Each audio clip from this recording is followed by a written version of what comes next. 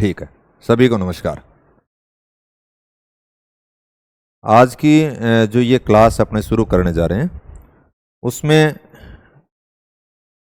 School lecturer की vacancy की हम बात करेंगे और किस किस प्रकार से क्या क्या चीज़ें कैसे कैसे कहाँ कहाँ से करनी है उसके ऊपर बात करेंगे। और ये आप लोगों का सौभाग्य है एक तरह से कि भी इतनी जल्दी वापस से वैकेंसी भी आ गई। अन्यथा तो कई बार पहले ये होता था कि 3-3 4-4 साल वैकेंसी का इंतज़ार करना होता था। अब कई ये कहते हैं कि जी वैकेंसी तो आई लेकिन वो ही वापस फिर छोटी भर्ती आई है क्या, जबकि एक्चुअल में बात की जाए तो आपको एक ही पद चाहिए। तो बोले सारा ने एक एक चाहिए तो यहाँ तो बोलो ये सारा ने मिलेगा नहीं, मिलेगा उसी को जो मेहनत करेंगे। और बाकी मेहनत करने वाले बहुत ज़्यादा नहीं है, ये देख लेना आप। माहौल बनाना रहा तो ज़्यादा मिलेगा और पढ़ने वाले कम मिलेंगे। आप भी बना लिया बगता ही माहौल। आजकल आजकल लेक्चरशिप की तैयारी करें बड़ी जोर शोर में लग रहे हैं, किताब नोट्स एक बार मैं कोचिंग कर लूँ, क्लास लगा लूँ, फिर बाद में करांगा, फिर इतने में पेपर आ जाए। तो इस बार तो बड़ा साफ सुथरा सा काम किया। ये बात बड़ी पसंद आई मुझे कि भी लगभग आपके पास में 10 महीने का टाइम है। तारीख भी देती, वैकेंसी पहले वाली पूरी नहीं हुई उससे पहले वापस वैकेंसी आ गई और उसके साथ में डेट दे दी कि भाई आप अपना काम है वो शुरू करो। अब दुविधा ये भी है कईयों के साथ में कि जी हम किसका काम शुरू करें, लेक्चरशिप की करें, एक रीट की तैयारी करें, एक सेकंड ग्रेड की तैयारी करें, वो एक अलग प्रश्न है, उसके ऊपर अलग से बात की जाएगी, अभी हम नहीं करेंगे यहाँ पे। तो यहाँ पर जो बात हम सीखने वाले हैं कि भी इस बार का जो पेपर देखा उस पेपर को देखने के बाद में या कईयों ने पेपर दिया भी है या कुछ नए कैंडिडेट हैं उन्होंने पेपर देखा या मार्केट के अंदर एक माहौल बड़ा जबरदस्त है इस प्रकार का। और है क्या मतलब फर्स्ट पेपर के अंदर भी बहुत सारे पास नहीं हो रहे, यानी 40% नंबर नहीं आ रहे और 40% नंबर नहीं आ रहे तो अगले पेपर जो है वो चेक ही नहीं होगा। और कई ऐसे भी हैं जिनका पेपर तो सेकंड भी खराब हुआ है लेकिन वो बहाने किसके हैं, फर्स्ट के हैं। फर्स्ट में गड़बड़ है, सेकंड में नहीं, सेकंड तो बढ़िया ही है अभी। यहाँ सेकंड में तो अपना 120 बच्चे हैं, फर्स्ट में 26 बच रहे हैं जी। अब कण देखे 120 बच्चे कि नहीं बच्चे, बच्चे तो बहुत अच्छी बात है भाई, उसको कमजोर आवेगा अगला वगैरह अगर तैयारी करेगा। लेकिन कहने का भावार्थ है कि सभी तरह के आपको विद्यार्थी मिलेंगे, जो एक्चुअल बताने वाले भी मिलेंगे, 120 30 40 तक भी पहुंचेड़ा भी मिलेगा। तो बाहू भी ज्यादा घबराने की जरूरत को नहीं। कई बार मेरा वर्ग 140 यही बता देगा चालता ही। ज्योग्राफी में तो आपने कटी कोई कटा ही को नहीं प्रश्न है। बाकी फर्स्ट पेपर के अंदर तो फर्स्ट पेपर की भी अलग से रियल में अच्छी तैयारी करनी पड़ेगी, उसके बिना कुछ नहीं होगा अकेले सब्जेक्ट बेस पे। हालांकि कुछ विद्यार्थी ऐसे भी हैं जिनको क्या होता है कि अपना सब्जेक्ट चाहे वो ज्योग्राफी का हो, पॉलिटिकल का हो, हिस्ट्री का हो, उसको अपना सब्जेक्ट बहुत अच्छा लगने लग जाता है और सब्जेक्ट पढ़ते उसको दिक्कत भी नहीं आती है। कई विद्यार्थी ऐसे भी होंगे कि जिनके हो सकता है सब्जेक्ट में एक्चुअल में भी 120 नंबर हो, 120% ठीक हो रहे हो, ऐसा हो सकता है, और वो फर्स्ट में पास भी नहीं हुआ, ये कंडीशन भी आ सकती है। लेकिन कहने का भावार्थ ये है कि भी हम ये नहीं कह सकते कि भी मेरे को फर्स्ट के अंदर हिस्ट्री अच्छी नहीं लगती है, पॉलिटी अच्छी नहीं लगेगी या मैथ अच्छी नहीं लगती है या मुझे आती नहीं है, ये हमसे कोई नहीं सुनेगा। वहां पे आप इतना जरूर कर सकते हो कि कुछ नंबर जो कम रहते हैं उसको आप सेकंड पेपर के द्वारा भाई एवरेज कवर तौर पे मतलब वहां पे कर सकते हो, लेकिन पास तो उसको करना ही पड़ेगा। तो ये मानसिक रूप से पहले तैयार होना पड़ेगा कि भाई उसमें किस किस प्रकार से कैसे क्या क्या काम करना पड़ेगा। उसके लिए अलग से हम एक रणनीति के तौर पे बात कर लेंगे कि कैसे कैसे फर्स्ट पेपर के ऊपर क्या करना है। अभी जो हम जिसके ऊपर बात करेंगे वो पूरी की पूरी यानी सेकंड पेपर को लेकर के होगी। अब सेकंड पेपर के ऊपर हम जो कुछ बिंदुओं के तौर पे यानी शुरुआत में जब भी आप चाहे किसी भी विषय के हों, यहाँ पे हम ज्योग्राफी की बात कर रहे हैं और कोई पॉलिटिकल का है तो वो चाहे पॉलिटिकल का हो, हिस्ट्री का हो, किसी भी विषय का हो, वो इन चीज़ों को मेरे विचार से ध्यान में रखता है तो उसको कहीं दिक्कत नहीं आती है। जब आप एक सब्जेक्ट को पढ़ना सीख जाते हो तो बाकी सब्जेक्ट को पढ़ने में दिक्कत नहीं आती है। जैसे हमने यहाँ पे 2-3 बिंदु रखे हैं, इनके ऊपर चर्चा करेंगे। सबसे पहले बात की है कि पाठ्यक्रम, यानी हमें सिलेबस पता होना चाहिए। आप चाहे कहीं पर भी पढ़ो या कोई किताब ले आए, गाइड ले आए, उसके अंदर दे रखा है, फिर भी उसके पास में आपको आपके पास में सिलेबस होना चाहिए। बोले भी सिलेबस को फिर मैं किए करा, आगे कोई पढ़ाना रहो वो बता दे, वो चाहे कितना ही बताए, या आपको गाइड लेकर के आए उसमें दे रखा है, नहीं, आपके पास में सिलेबस होना चाहिए। सिलेबस की 2-3 कॉपियां आप रखें, जिस भी कंपटीशन की तैयारी कर रहे हो और जो भी आपका सब्जेक्ट है, चाहे आप आरएस की करें, चाहे स्कूल लेक्चरर की करें, चाहे असिस्टेंट प्रोफेसर की करें, चाहे एसआई की करें, मतलब किसी भी भर्ती परीक्षा की जब आप तैयारी कर रहे हो तो आपके पास में पहला काम ये होना चाहिए कि आपके पास में पाठ्यक्रम होना चाहिए।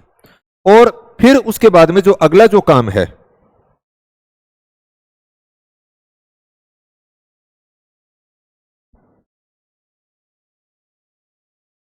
हैं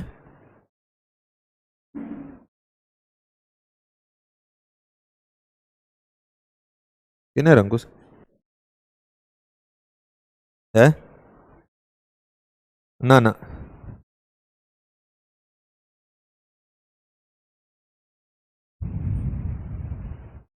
वो किन्हें रख दियो है, काटी को नहीं यहाँ के। अच्छा, फिर किन्नो मिलो, वो ये झूठ बोलो, तन्नत क्यों कौन दिखा है। हाँ, तो ये जो पाठ्यक्रम है उसको बड़ी गहनता से पढ़ें। उसमें से कुछ चीजें ऐसी होंगी, चाहे आप पहली बार तैयारी कर रहे हो तो भी आपके सामने कुछ टॉपिक ऐसे आएंगे जो आपने कहीं न कहीं किसी न किसी कंपटीशन के लिए पढ़े हैं, या जैसे आपने पहले स्कूल लेक्चरर का पेपर दिया है तो आपने पूरा का पूरा सिलेबस पढ़ा है। अब उस सिलेबस का आपको प्रश्न पत्रों के साथ में विश्लेषण करना है। पूरा सिलेबस आपने देख लिया कि कौन कौन सा सिलेबस है, सिलेबस के कौन कौन से बिंदु। अभी हम देखेंगे कि हमारा जो सिलेबस है उसको एक बार हम देखने की कोशिश करेंगे कि ये बिंदु आपके सिलेबस में। तो उस सिलेबस को आप 2-3 कॉपी आप अपने पास में रखें, क्योंकि कई बार एक पावे को नीने बिने रख दें, बाकी सब चीजें मिलती हैं लेकिन जो सिलेबस वगैरह होते हैं ये कम मिलते हैं। मोबाइल मिल जाए लेकिन सिलेबस नहीं मिलेगा, वो नहीं गुम होगा। तो सिलेबस को निकालें, फिर उसके बाद में आप देखें कौन कौन से टॉपिक आपके हैं, कहां कहां से वो टॉपिक मिल सकते हैं, कैसे कैसे कवर किए जा सकते हैं, उसके ऊपर बात करें। दूसरा, ये सबसे महत्वपूर्ण पार्ट है, यानी हम प्रश्न पत्र विश्लेषण की बात करेंगे। प्रश्न पत्र विश्लेषण का मतलब ये होता है, हालांकि उसमें कुछ अप डाउन भी रहता है, ये जरूरी नहीं है कि इस बार किसी यूनिट में से अगर 10 प्रश्न आए तो अगली बार ही 10 आएंगे, ऐसा कोई हार्ड एंड फास्ट रूल नहीं है। हो सकता है कि उसमें से वहां से 5 भी आ जाएं, हो सकता है वहां पर 15 भी चले जाएं, लेकिन मोटा मोटी आप यूं कह सकते हो कि ये 10 आए तो हो सकता है यहां पर 7 चले जाएं, यहां पे 13 चले जाएं, ऐसा वेरिएशन जरूर हो सकता है। लेकिन ऑल ओवर एक पार्ट को आप देखेंगे कि भी ये यहां से पीछे का ट्रेंड ये रहा है, हो सकता है वो ट्रेंड ही रह जाए या उसमें कुछ बदलाव हो जाए।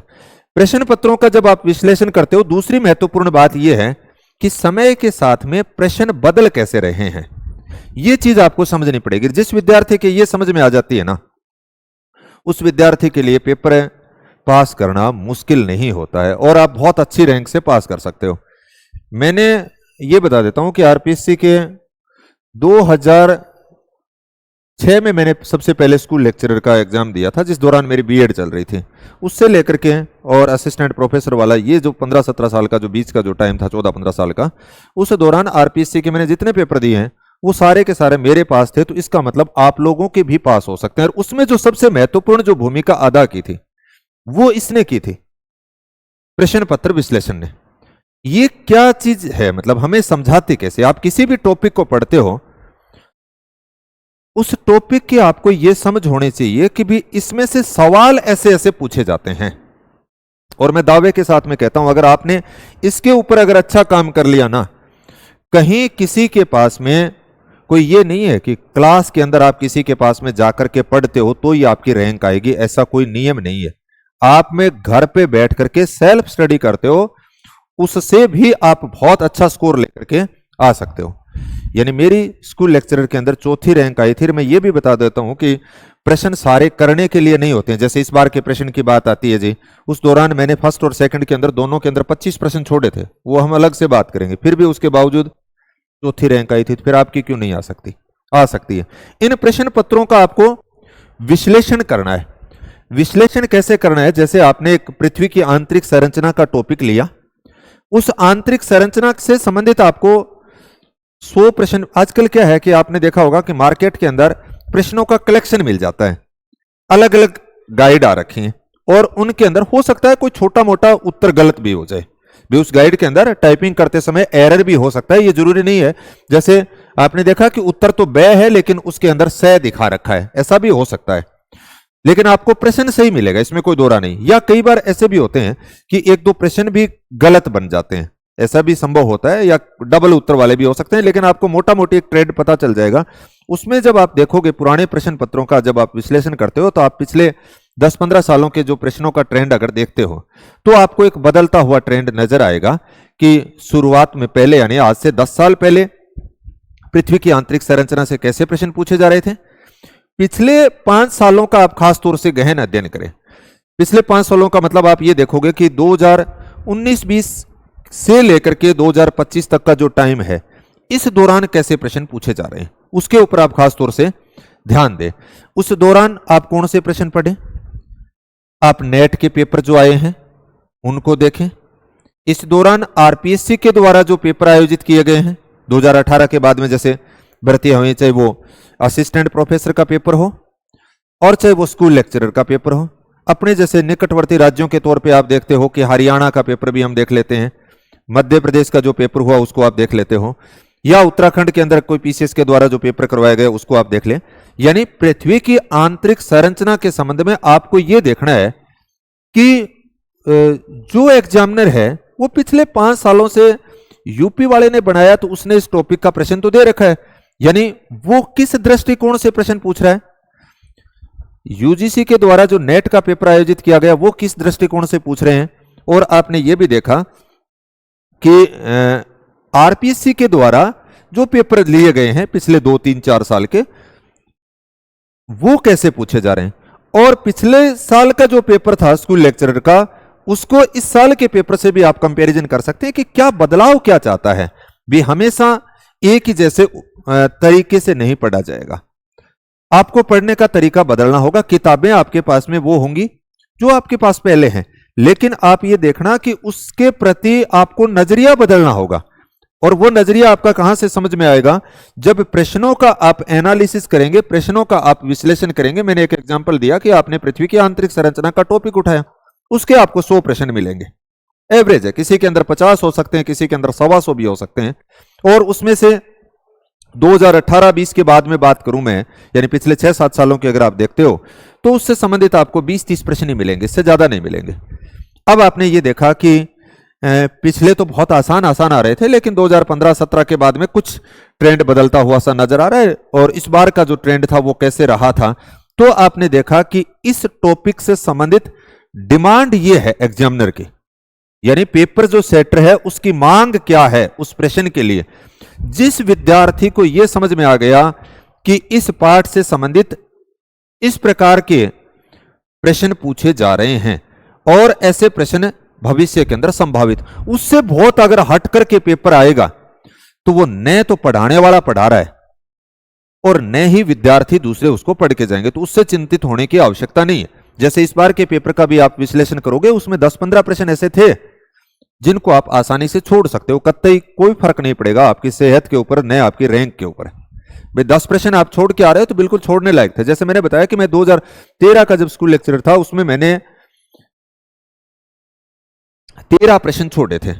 उसमें 2-3 साइकोलॉजी के भी थे, 10-1 ज्योग्राफी के थे। वो प्रश्न ऐसे थे कि मुझे नहीं आ रहे थे, मैंने उनको छोड़ दिया। अगर उनको अपने करते तो नेगेटिव था, तो इसका मतलब नेगेटिव के अंदर जाते। तो कहने का भावार्थ यह है कि सारे प्रश्न अगर आपके सामने 140 ज्योग्राफी के आएंगे, 10 आपके आईसीटी के आएंगे, तो 140 के 40 आपको करने के लिए नहीं दिए जाते हैं। फिर बात यह भी आती है कि भाई पूर्वाग्रह से ग्रसित होते हैं हम कि कितना कर लिया तो सिलेक्शन हो जा, ऐसा कोई नियम नहीं होता है।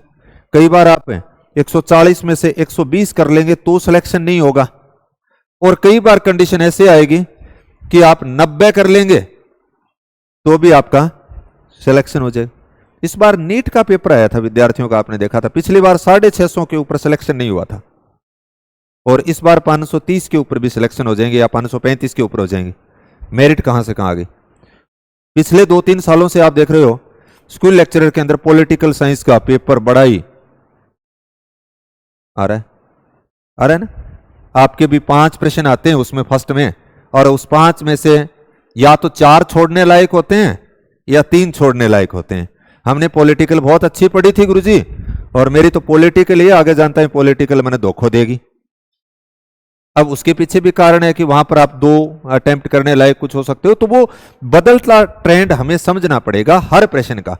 ये चाहे आप फर्स्ट पेपर के लिए पढ़ोगे ना, तो भी आपको ये देखना पड़ेगा कि आपके पॉलिटी का जो भी टॉपिक लगता है उससे अब आरपीएससी पिछले 3-4 सालों में कैसे जीके के अंदर सवाल पूछे गए, इसका मतलब उसी के इर्द गिर्द कुछ वातावरण आपके पेपर के लिए भी है।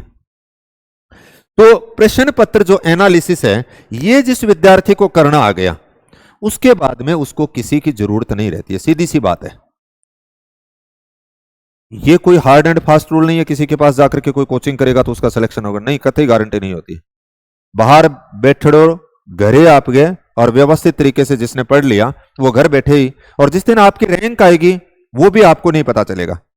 आप एक अच्छे कंपीटिटर हो गए, आपकी फर्स्ट रैंक भी आ सकती है, आपको खुद को ही नहीं पता चलेगा। आपको ऐसा लगेगा मेरा पेपर ठीक ठाक था, क्योंकि वो एक लक की बात होती है। उस दिन जब आप बैठे हो तो 1-2 प्रश्न ऊपर नीचे हुए, तो हो सकता है आप कुछ नीचे चले गए, हो सकता है आप उसमें से टॉप हो गए, तो वो एक अलग कहानी होती है। लेकिन यहां प्रश्न पत्रों का आपको विश्लेषण, फिर उसके बाद में बात आती है कि जी प्रश्न पत्र विश्लेषण तो अपने कर लेंगे, कहां कैसे क्या पढ़ें उसके ऊपर बात आएगी। पाठ्य सामग्री का चयन सबसे मुश्किल काम इसी जगह पे आकर के होता है, कहां कहां से कौन से, जैसे अभी आपने कह दिया कि पृथ्वी की आंतरिक संरचना है, पढ़ लीजिए, क्या मुंह पढ़ा, सारा हूं तकड़ी रांदा हुए, यार मैं पढ़ा भी मुंह तो आवे ही कौन गुरजी, वो बड़ो तकड़ो प्रश्न होवे।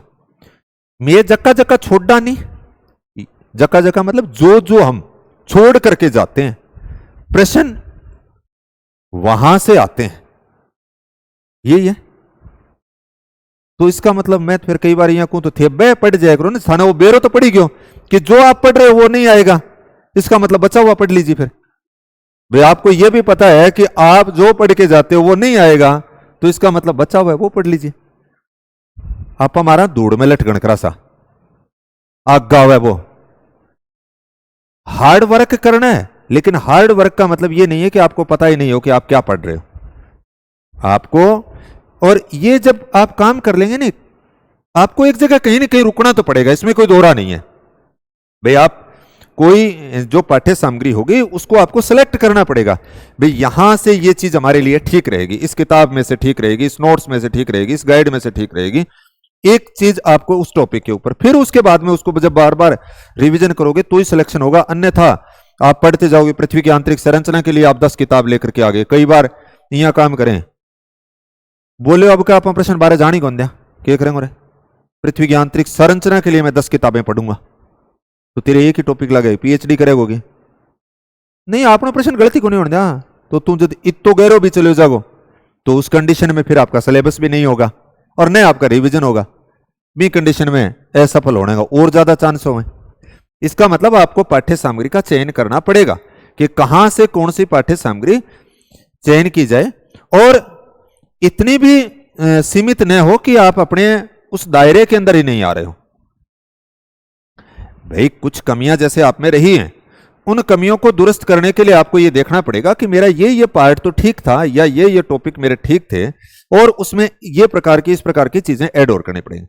कई बार यहां कह दें मैं तो यही पढ़ूंगा, भाई पढ़ लेते ना, कौन रोके, आरपीएससी ऐसे नहीं पूछेगी, या और यूजीसी के द्वारा ऐसा सवाल नहीं पूछे जाएंगे, एचपीएससी ऐसे नहीं पूछ रही है, आपको उसके अकॉर्डिंग चलना पड़ेगा जो पेपर के अंदर पूछे जा रहे हैं। अब हो सकता है उससे बहुत हट करके अगर पेपर आता है, उस कंडीशन में भी ज्यादा, मैंने पहले भी बता दिया, चिंतित होने की आवश्यकता नहीं होती है, क्योंकि वो न पढ़ाने वाले के बस का काम है और न ही पढ़ने वाले का।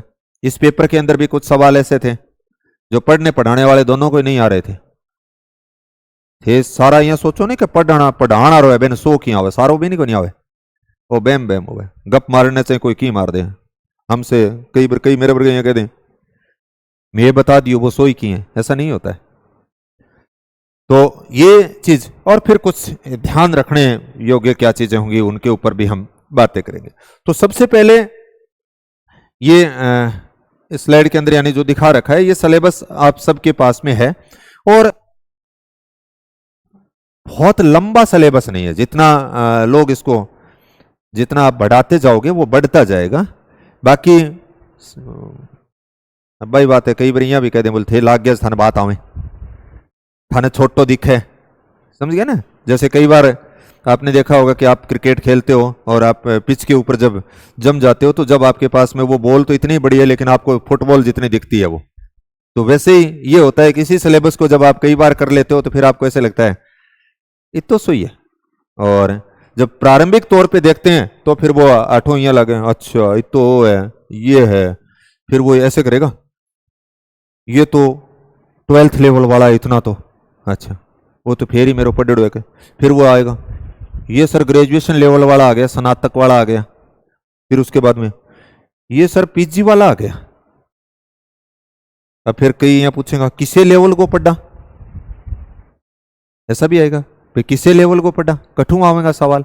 तो इस सिलेबस का लेवल का मतलब ये है कि जब आपको ये दे दिया 12th लेवल का दे रखा है, मैं 12th लेवल का सारा सवाल एनसीईआरटी का पीछे पेपर लिया और एनसीईआरटी में टाबरा की हालत होगी कि मूल जो काबे वो कम नंबर आने लग गया। कई फिर यहां बोलिया कि गुरुजी एनसीईआरटी में कोई नहीं, ऐसा भी आया था। ये एनसीईआरटी की लाइनें नहीं है, मैंने कहा इसमें एक ही लाइन ऐसी नहीं है जो एनसीईआरटी से बाहर की है। वो लेवल किसी को 12th का था, 50% नंबर कौन ले गया आने लग रहे हो, क्यों 12th लेवल आ रहे मुझे घणो जोर को बना लियो से, पढ़िया होगा थे भी देख लियो से, या डेमो थाने मिल जाओ क्लास के अंदर जब टेस्ट लियांगा जब मैं दिखा दूँ। अब कई फिर बैम भी मिट गयो, माने एनसीईआरटी आवे, समझ गया नहीं, यानी उसकी हर एक लाइन सीखनी पड़ेगी और हर एक लाइन का भाव भी है। तो कहने का मतलब जब 12th लेवल लिख दिया इसका मतलब ये नहीं है कि इसको तो ऊपर से ऊपर पढ़ देंगा वो तो हो गयो कठे चला गुरुजी, बाकी तो मैंने आवे तो क्या को नहीं आवे, बस थोड़ा एम वालों को नहीं आवे, मतलब बाकी आवे तो भी अच्छी बात है, बाकी बोले थोड़ा थोड़ा सारो आवे, थोड़ा थोड़ा आवे मतलब की को नहीं आवे, आ ध्यान कर लियो, या तो आ रहा है या नहीं आ रहा है, दो में से एक। आपने अगर ये सीख लिया ना कि पृथ्वी की आंतरिक संरचना, ये एक टॉपिक मैंने कवर कर लिया। पृथ्वी की आंतरिक संरचना आपने एनसीईआरटी में से पढ़ा, आपने सविंद्र सिंह में से पढ़ा, आपने कोई नोट्स था उसमें से पढ़ा, आपने पुराने पेपर पढ़ लिए और पुराने पेपरों के अकॉर्डिंग इतना एनालिसिस करके आप अब संतुष्ट हो कि इस परीक्षा के लिए इस टॉपिक से संबंधित मैंने जो किया, चाहे आपको 1 दिन लगे, चाहे आपको 2 दिन लगे, चाहे आपको 3 दिन लगे शुरुआत के अंदर, और आपने एक पाठ्य सामग्री निर्धारित कर ली कि पृथ्वी की आंतरिक संरचना के तौर पे मुझे जो जानकारी इस पेपर के लिए चाहिए थी वो मैंने प्रश्न पत्रों के अकॉर्डिंग ध्यान में रखते हुए मैंने तैयार कर लिया। अब आपको उसको बार बार याद करना है, एक बार में तो याद होगा नहीं। अब इन चीजों को अगर आप ऐसे करते जाओगे तो आपको पता चलेगा कि एक टॉपिक तो मैंने कर लिया, 125 टॉपिक हैं, तो आप ये सोचोगे कि 124 टॉपिक ही बचे हैं। थोड़ा थोड़ा हमें गुरुजी सारा थोड़ा थोड़ा हमें मतलब रगड़ो ही है, इसका मतलब आपको नहीं आ रहा उस कंडीशन के अंदर, या तो आएगा या नहीं आएगा, थोड़ा थोड़ा आवे ये बैम में ना रहे चाहिए। और बैम के अंदर है राजस्थान के सवाल आते हैं आजकल, अभी बात करेंगे, 20 से ऊपर तो सेकंड पेपर में आते हैं और 10 के आसपास फर्स्ट पेपर में आते हैं, टोटल यानी 30 से अब वो अकेले राजस्थान में आते हैं और उसके सबसे ज्यादा गलत होते हैं। क्यों? राजस्थान तो कभी पढ़ लिया भाई, अपने को ऐसा लगता है राजस्थान का भूगोल तो कभी पढ़ लेंगे क्योंकि बहुत आपने थोड़ा बहुत अकेले पढ़े हुए यहाँ करता करता पेपर आ जाए, पेपर आवे लास्ट में 10-15 दिन बच्चे हैं, फिर यहाँ लगे भौतिक भूभाग में अरावली और चोटियां याद को नहीं हुई, प्रश्न बैठूंगा, प्रश्न आजकल थे देख लियो, मैं 2-3 एक वीडियो बनाई बाम में देखा, हर एक प्रश्न ने कुछ पॉइंट दे रखे हैं, दुखती रग पकड़ रखी है, मतलब अपनी भौतिक भूभाग में राजस्थान के जाएगा, अरावली का बार बार फिर है, अर्थे अब की बारी देखियो, एक पेपर में आ रहा है, दूसरे में आ रहा है, पहली तो पहली दूसरी तीसरी पूछता हूं, अब वो कह रहा 10वीं दे दे, 12वीं दे दे, 15वीं दे दे, बताओ हम किसी सारा नीची है, किसी सारा ऊंची है, अब टाबर क्या बोले यहाँ मेरे रिटर्न पूरा हुआ के, अरे जब ये पता चल गया कि यहां से पूछ रहा है तो कम से कम कर सकते हैं। जब तक आपको नहीं पता चला कि इतने डेप्थ तक जाना होगा उस टॉपिक के अंदर, और ये नहीं है सब्जेक्ट वालों के साथ में, सामान्य जो जिनसे पेपर लिए जा रहे हैं उनमें ऐसे सवाल पूछे जा रहे हैं, तो इसका मतलब आपको उस लेवल का काम करना पड़ेगा। ये पूरा का पूरा जो सिलेबस है उसको आप डाउनलोड करें, थारे जठे भी किताबा रखो बेम ऊपर ही ऊपर राखियो, जिया ही एक टॉपिक कर लियो पृथ्वी की आंतरिक संरचना, जिसोर हो जाए एक कच्ची पेंसिल या निशान लगा दे, एक तो क्यों, फिर यहां की शांति से फिर यहां लगो, कई बार यहां सारो देखोगा नहीं, पेंडो काटे धीरे धीरे कटेगो, कई बार है कोई कह दे साला सर जानो है, रुणेचर जानो है, थारा मेरे वर्गा यहाँ पग फूल जा, बोले 300 किलोमीटर है, 500 किलोमीटर है, क्यों चले जाओ। और कई बार आपने देखा होगा बहुत मोटे ताजे इस प्रकार से होते हैं, बहु यहाँ लगा हाले ही कौन जा, लेकिन वो उस दूरी को तय कर लेते हैं। कैसे? चाल वो कहीं 10 किलोमीटर चले, 15 चले, 20 चले, धीरे धीरे धीरे धीरे। हो सकता है वो कोई 5 दिन में कर रहा होगा तो उनको 7 लग गए होंगे, इससे ज्यादा तो होगा नहीं। तो आपके सामने भी ये हो सकता है कोई उस सिलेबस को 3 महीने में कर रहा है, आप 4 में कर लेंगे, 5 में कर लेंगे, इससे ज्यादा तो कुछ होगा नहीं। तो कहने का भावार्थ ये है कि हर एक टॉपिक जैसे ही किया, चाहे क्लास के अंदर ही क्यों नहीं करो, बिंगमा नीचे लाइन लगा दो, वो एक हो गया भाई। फिर आगे यहाँ देखोगे तुड़ते तो बोला ही पड़े हैं, सारा आगलान नहीं। फिर उसके बाद में दूसरा है चट्टाने, चलो एक और हो, साथ साथ में याद भी करना है। तो ये जैसे आप देखोगे, और एक ये भी है कि क्लास के अंदर है पढ़ने आते हो, तो इसका भावार्थ ये नहीं है, ज्यादातर तो कई यहां होगा एक बार पहले क्लास लगा लिया, फिर बाद में बैठ के आराम हो याद करूंगा, जिससे आया नहीं प्योर विषय का विचार होगा, हम कोई दौरा को नहीं। तो जिस दिन का जो काम किया है उसको उसी दिन खत्म कर ले। ज्यादा यहां उत्साहित शुरुआत में क्या करे टाबर यहां लागा को भाजन ने 18 घंटा पढ़ांगा, बस अगले 10 महीना यहाँ अनबेर हो गए। ज्यादा जब भी कोई लंबी रेस जो चालनी हो या दौड़ लगाना हो नहीं, जहाँ 5 किलोमीटर 7 किलोमीटर की 10 किलोमीटर की 20 किलोमीटर की जगह दौड़ लगानी हो ना, वो देखियो शुरुआत का चक्का चक्कर लगावे नहीं बे, धीरे धीरे लगावे। यार आपने बरगावे नहीं बे भिड़ता ही सोचो का अच्छा ही भीड़ने तो आप पीछे छोड़ देंगे बे, 2-3 एक चक्कर लगाओ और बाद में फड़े भर घेर छींकनी से आने ला जाए, वो किताबड़ी मारे फेंक के बोले कोई नहीं देखा, फिर वो 4 दिन बाद में उठावे, ये कंडीशन आती है। ऐसा नहीं, सिलेबस को लेना है, अगला एक टाइम टेबल थोड़ा दिमाग के अंदर फ्रेमवर्क करना है कि अगले 5-6 महीने के अंदर एक बार मेरे को इस काम को कर लेना है, और फिर उसके बाद में आगे। तो जो यहाँ बात नहीं को नहीं हो, कई यहाँ करेंगे क्लास के अंदर पृथ्वी की आंतरिक संरचना पढ़ाई, आप आज चट्टान भी पढ़ लें, इतना तो काम चलेगा नहीं, कोई बात नहीं, पढ़ ली चट्टान तक आ जाएगी। भूकंप पढ़ लें, तो जब आप भूकंप पढ़ रहे हो तो पिछले इन दोनों को रिवीजन कर लीजिए ना, जब तक आपका सिलेबस पूरा होगा उस दौरान तक आप कई बार रिवीजन कर चुके होंगे जब पिछला लेकर के आए, लेकिन आपने आदत हो पिछलो तो रिवीजन हो को नहीं, और आगे बात जाऊंगा मेरे थोड़ी ज्वालामुखी पढ़ रही है, मैं थोड़ी ज्वालामुखी पढ़ ली कई यहाँ कहें गुरु जी बार बार पढ़े कौन जा ना पढ़ो भाई, घना ही है दूसरा पढ़ना रहा थारा जरूरी थोड़ी है, ऐसा भी होता है। कई यहाँ बोर हो जाओ गुरु जी, बोर हो जाओ तो कई ऐसा बैठे हैं जगह बोर होवे को नहीं जरूरत भी है, तो भाई आ भी चाहे नहीं, कई बोर होना रहा चाहिए, बोर हो ही तो बांगो काम चलेगा, जिससे पढ़ने लग जाए तो फिर काम ही कौन चले, तो सारा तो पढ़ने को नहीं। तो आपको सिलेबस ले लेना है, सिलेबस के अकॉर्डिंग हर एक टॉपिक को मैंने बताया कि जैसे आपने चाहे क्लास के अंदर किया, आपके क्लास नोट्स हो गए, 11th-12th की किताब में से जहां से टॉपिक है उसको हो गया, और जो पुराने पेपर के अंदर जहां से दे रखा था उसको उसी दिन उसके प्रश्न कर लीजिए।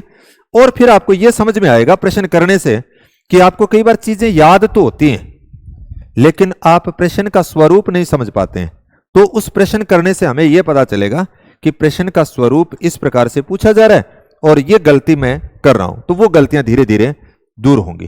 तो ये जो कुछ टॉपिक दे रखे हैं जैसे 12th लेवल के ऊपर, ये सारे के सारे तीनों मतलब अपने फिजिकल ज्योग्राफी के हैं, जिसमें पृथ्वी की आंतरिक संरचना, चट्टाने, भूकंप, ज्वालामुखी, प्लेट विवर्तनी, पवन और नदी और ग्लेशियर वाला जो है वो आकृतिक विज्ञान का हो गया। फिर वायुमंडल की संरचना, संगठन, सूर्यताप, उष्मा, बजट और आर्द्रता और वर्षा, ये आपके जलवायु विज्ञान से संबंधित हो गए। और महासागरों की संरचना, लवणता, ज्वार भाटा और महासागरीय धाराएं, ये समुद्र विज्ञान से संबंधित हो। हालांकि भू आकृतिक, जलवायु और समुद्र विज्ञान के आगे भी आपको मिलेंगे, यहां पर भी देखो जब स्नातक लेवल के ऊपर जब आप जाओगे तो कुछ टॉपिक आपको जैसे भौतिक भूगोल का पार्ट यानी भू आकृति के अंदर आप देखोगे तो यहां पे ये दे रखे भू संतुलन, भू संचलन, तापमान, फिर उसके बाद में ये वायुमंडल का आ गया यानी जलवायु विज्ञान का आ गया। तापमान का व्युत्क्रमण, वायुदाब पेटियां, वायुमंडलीय परिसंचरण, विश्व जलवायु के वर्गीकरण के अंदर यानी कोपेन और थॉर्नथवेट का दे रखा है। और तीसरा भौतिक भूगोल के पार्ट के अंदर महासागरीय निक्षेप, प्रवाल भित्तियों का निर्माण और प्रवाल द्वीप, इनके ऊपर बात कर रखी।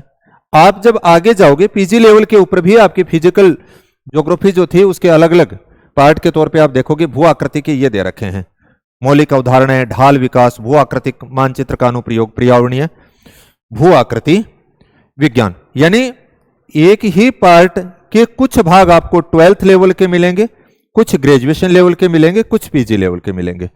हम ऐसा नहीं करेंगे, सबका पढ़ाने का तरीका अलग अलग होता है। कुछ ऐसे पढ़ाते हैं कि जैसे 12th वाले अलग पढ़ा दिए, ग्रेजुएशन वाले अलग हो गए और पीजी वाले अलग हो गए। हमारा जो पढ़ने का जो पैटर्न रहेगा वो इस प्रकार से रहेगा कि जैसे भू आकृतिक विज्ञान जो आप कर रहे हो ये पूरी की पूरी एक साथ में होगी, चाहे वो 12th लेवल की है, चाहे वो ग्रेजुएशन लेवल की है, चाहे वो पीजी लेवल की है। और इसी प्रकार से यूनिट वाइज काम करेंगे।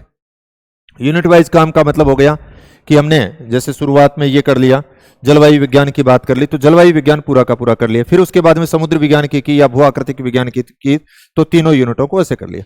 फिर उसके बाद में आप देखोगे कि ये जो भारत का भूगोल है ज्यादातर इसमें 12th वाला ही पार्ट दे रखा है, तो ये एक अलग यूनिट के तौर पे कर लेंगे। फिर उसके बाद में जैसे हम आर्थिक भूगोल के पार्ट को पढ़ते हैं, फिर उसके बाद में मानव भूगोल का जो पार्ट आएगा उसको पढ़ेंगे, भौगोलिक चिंतन का पार्ट होगा उसको करेंगे। फिर उसके बाद में आप देखोगे छोटी छोटी आपके सामने 2 यूनिटें दे रखी हैं। एक उसके अंदर आप देखोगे नगरीय भूगोल और राजनीतिक भूगोल के पार्ट दे रखे हैं, जैसे नगरीय भूगोल का आ जाएगा और राजनीतिक भूगोल का पार्ट आ जाएगा। फिर उसके बाद में जो हम करेंगे प्रैक्टिकल का पार्ट होगा और उसके बाद में लास्ट में हम भारत का भूगोल और राजस्थान के भूगोल को इस प्रकार से करते हैं। तो ये सारे के सारे ये तो सिलेबस के अंदर टॉपिक को पढ़ने की जरूरत नहीं है कि इसके अंदर यही है, टॉपिक दे रखे हैं। कुछ टॉपिक के अंदर प्रश्न इस बार जो पेपर था उसके अंदर सिलेबस से बाहर जाकर के भी प्रश्न थे। हालांकि आउट ऑफ सिलेबस के हिसाब से वो प्रश्न डिलीट हो जाते हैं, लेकिन वो तो आरपीएससी का काम है, कई बार नए भी करें। तो कुछ चीजें हम दाएं बाएं की छोटी मोटी और होंगी वो इसके अलावा देख लेंगे, लेकिन इसका मतलब ये नहीं है कि भी बहुत सारी चीजें ज्योग्राफी के अंदर और रहेगी तो हम सारी की सारी वो करेंगे, ऐसा भी नहीं करेंगे। तो ये ऑल ओवर तो एक तो सिलेबस की बात हो गई। अब उसके बाद में आगे जो आप देखोगे ये पिछले जो पेपर हैं उनके एनालिसिस के तौर पे बात की गई है कि कहां से कितने प्रश्न एक तरह से पूछे गए हैं।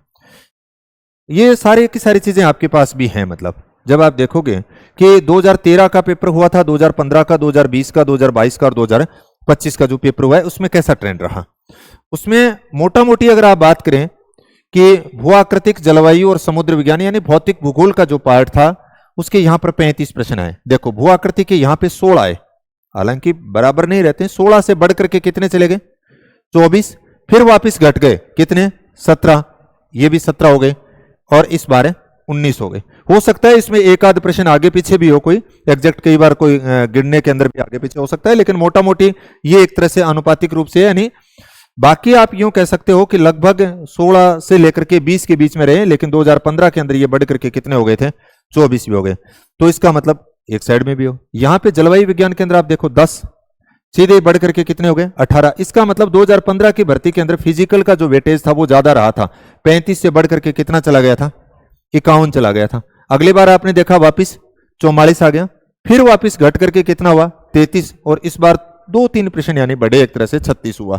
तो कुल मिलाकर के आप यूं कह सकते हो कि फिजिकल का जो वेटेज है वो इस 2015 की भर्ती के अंदर सबसे ज्यादा रहा था। उसके बाद में 40 एक प्रश्न के आसपास आप कह सकते हो, ये भी पिछले बार के जितना ही मान सकते हो आप, क्योंकि पिछले बार 130 में से थे ये 33 प्रश्न, इस बार 140 में से, तो ऑल ओवर आप यूं कह सकते हो 30-32 के आसपास आ रहे हैं। यानी फिजिकल का जो पार्ट है इसका मतलब एक का घटाएंगे तो दूसरे का बढ़ाएंगे, ये तो निश्चित है ही। अब देखो मानव भूगोल की अगर बात करें 7 प्रश्न आए, लेकिन 2015 के अंदर ये मैंने कहा कि यहां पे बढ़ा दिए तो ये घटा दिए 3 आ गए। 2020 के अंदर आपने देखा कि वो बढ़ करके संख्या कितनी हो गई 11, 2022 के अंदर बढ़ करके 17, फिर वापिस 11।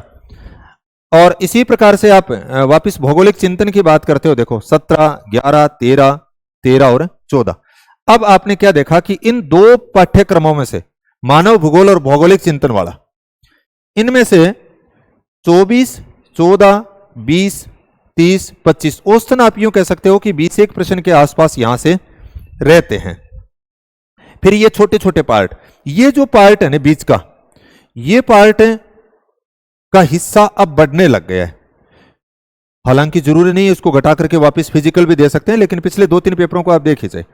अब यहां पे 26 आए, फिर 27 आए, 29 आए, 30 आए, 34 आए, इसका पैटर्न का लगभग यानी बराबर सा रहा है, क्योंकि ये 34 आए तो 140 में ऐसे आए और ये 30 में से आ रहे हैं, यहां पर 120 में से थे, तो लगभग ये हिस्सा बराबर सा रहा है।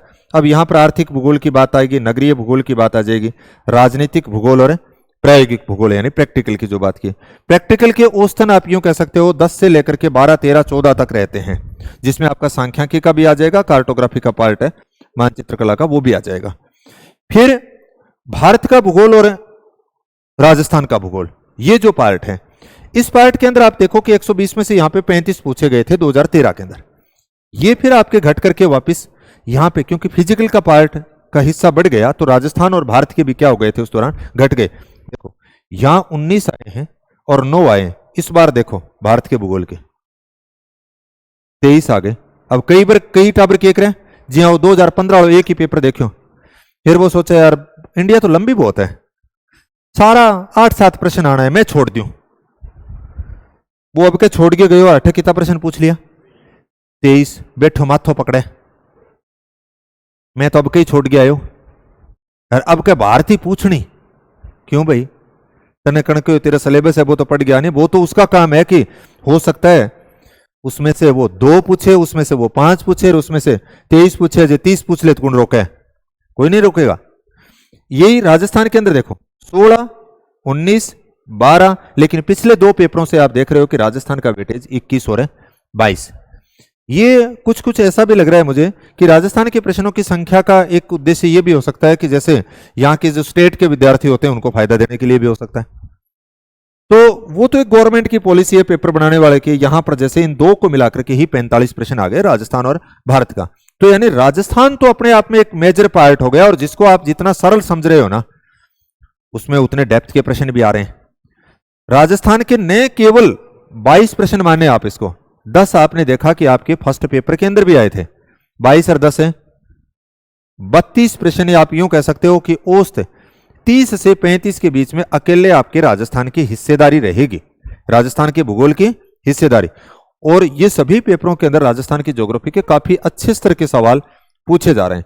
तो ये तो एक मोटा मोटी ये हो गया कि किस किताब में से कितना साक रहा था, कोई हार्ड एंड फास्ट रूल नहीं है कि इतने ही पूछे जाएंगे, किसी में से घटा सकते हैं, किसी में से बढ़ा सकते हैं, लेकिन मोटा मोटी आप यूं कह सकते हो कि भाई 3 भागों के अंदर अगर आप बांटें तो ये सबसे मेजर पार्ट हो गया, ये दोनों, यानी 60 प्रश्न के आसपास तो आपके यहां से ही हो गए।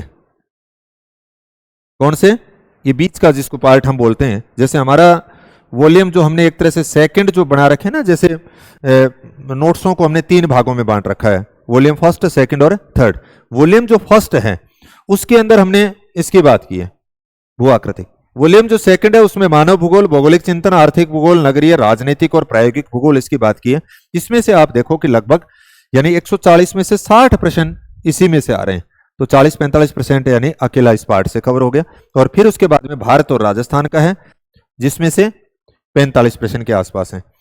तो अब हमारी जो रणनीति होगी, इससे कोई ज्यादा फर्क पड़ने वाला नहीं है, किसी में से 5 कम कर लेंगे, किसी में से ज्यादा, हमें तो उस टॉपिक को उतना ही बेहतर से पढ़ना पड़ेगा कि जितना, चाहे वो 40 पूछे चाहे वो 60 पूछे। अब आपको क्या क्या कहां कहां से चीजें पढ़नी है इनके लिए, उसके ऊपर बात करेंगे। ये सबसे मुश्किल सवाल होता है एक्चुअल में अगर बात की जाए। इसके लिए क्या करना चाहिए, मैंने पहले भी बताया था कि आप जैसे इस बार का भी पेपर देखें, असिस्टेंट प्रोफेसर का भी देखें, हरियाणा का भी देख लें, यूपी का भी देख लें, जिस भी टॉपिक से संबंधित है आप उसके उत्तर ढूंढने का प्रयास करें कि वो उत्तर कहां से हैं। भाई उनके उत्तर तो कहीं से मिलेंगे।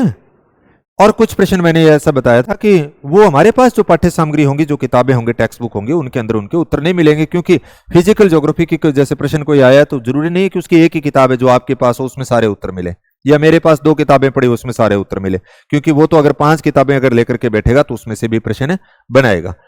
तो यहां पर हम सारी की सारी, इतनी सारी बहुत सारी किताबों का ढेर तो पहले लगा नहीं सकते। हाँ, धीरे धीरे आप स्टेप बाय स्टेप कितनी किताबें पढ़ सकते हो वो एक अलग बात होती है, लेकिन सबसे पहले तो आपको एक सीमित दायरा रखना पड़ेगा, और उस सीमित दायरे को नहीं रखेंगे तो फिर आपका सिलेबस भी नहीं हो पाएगा।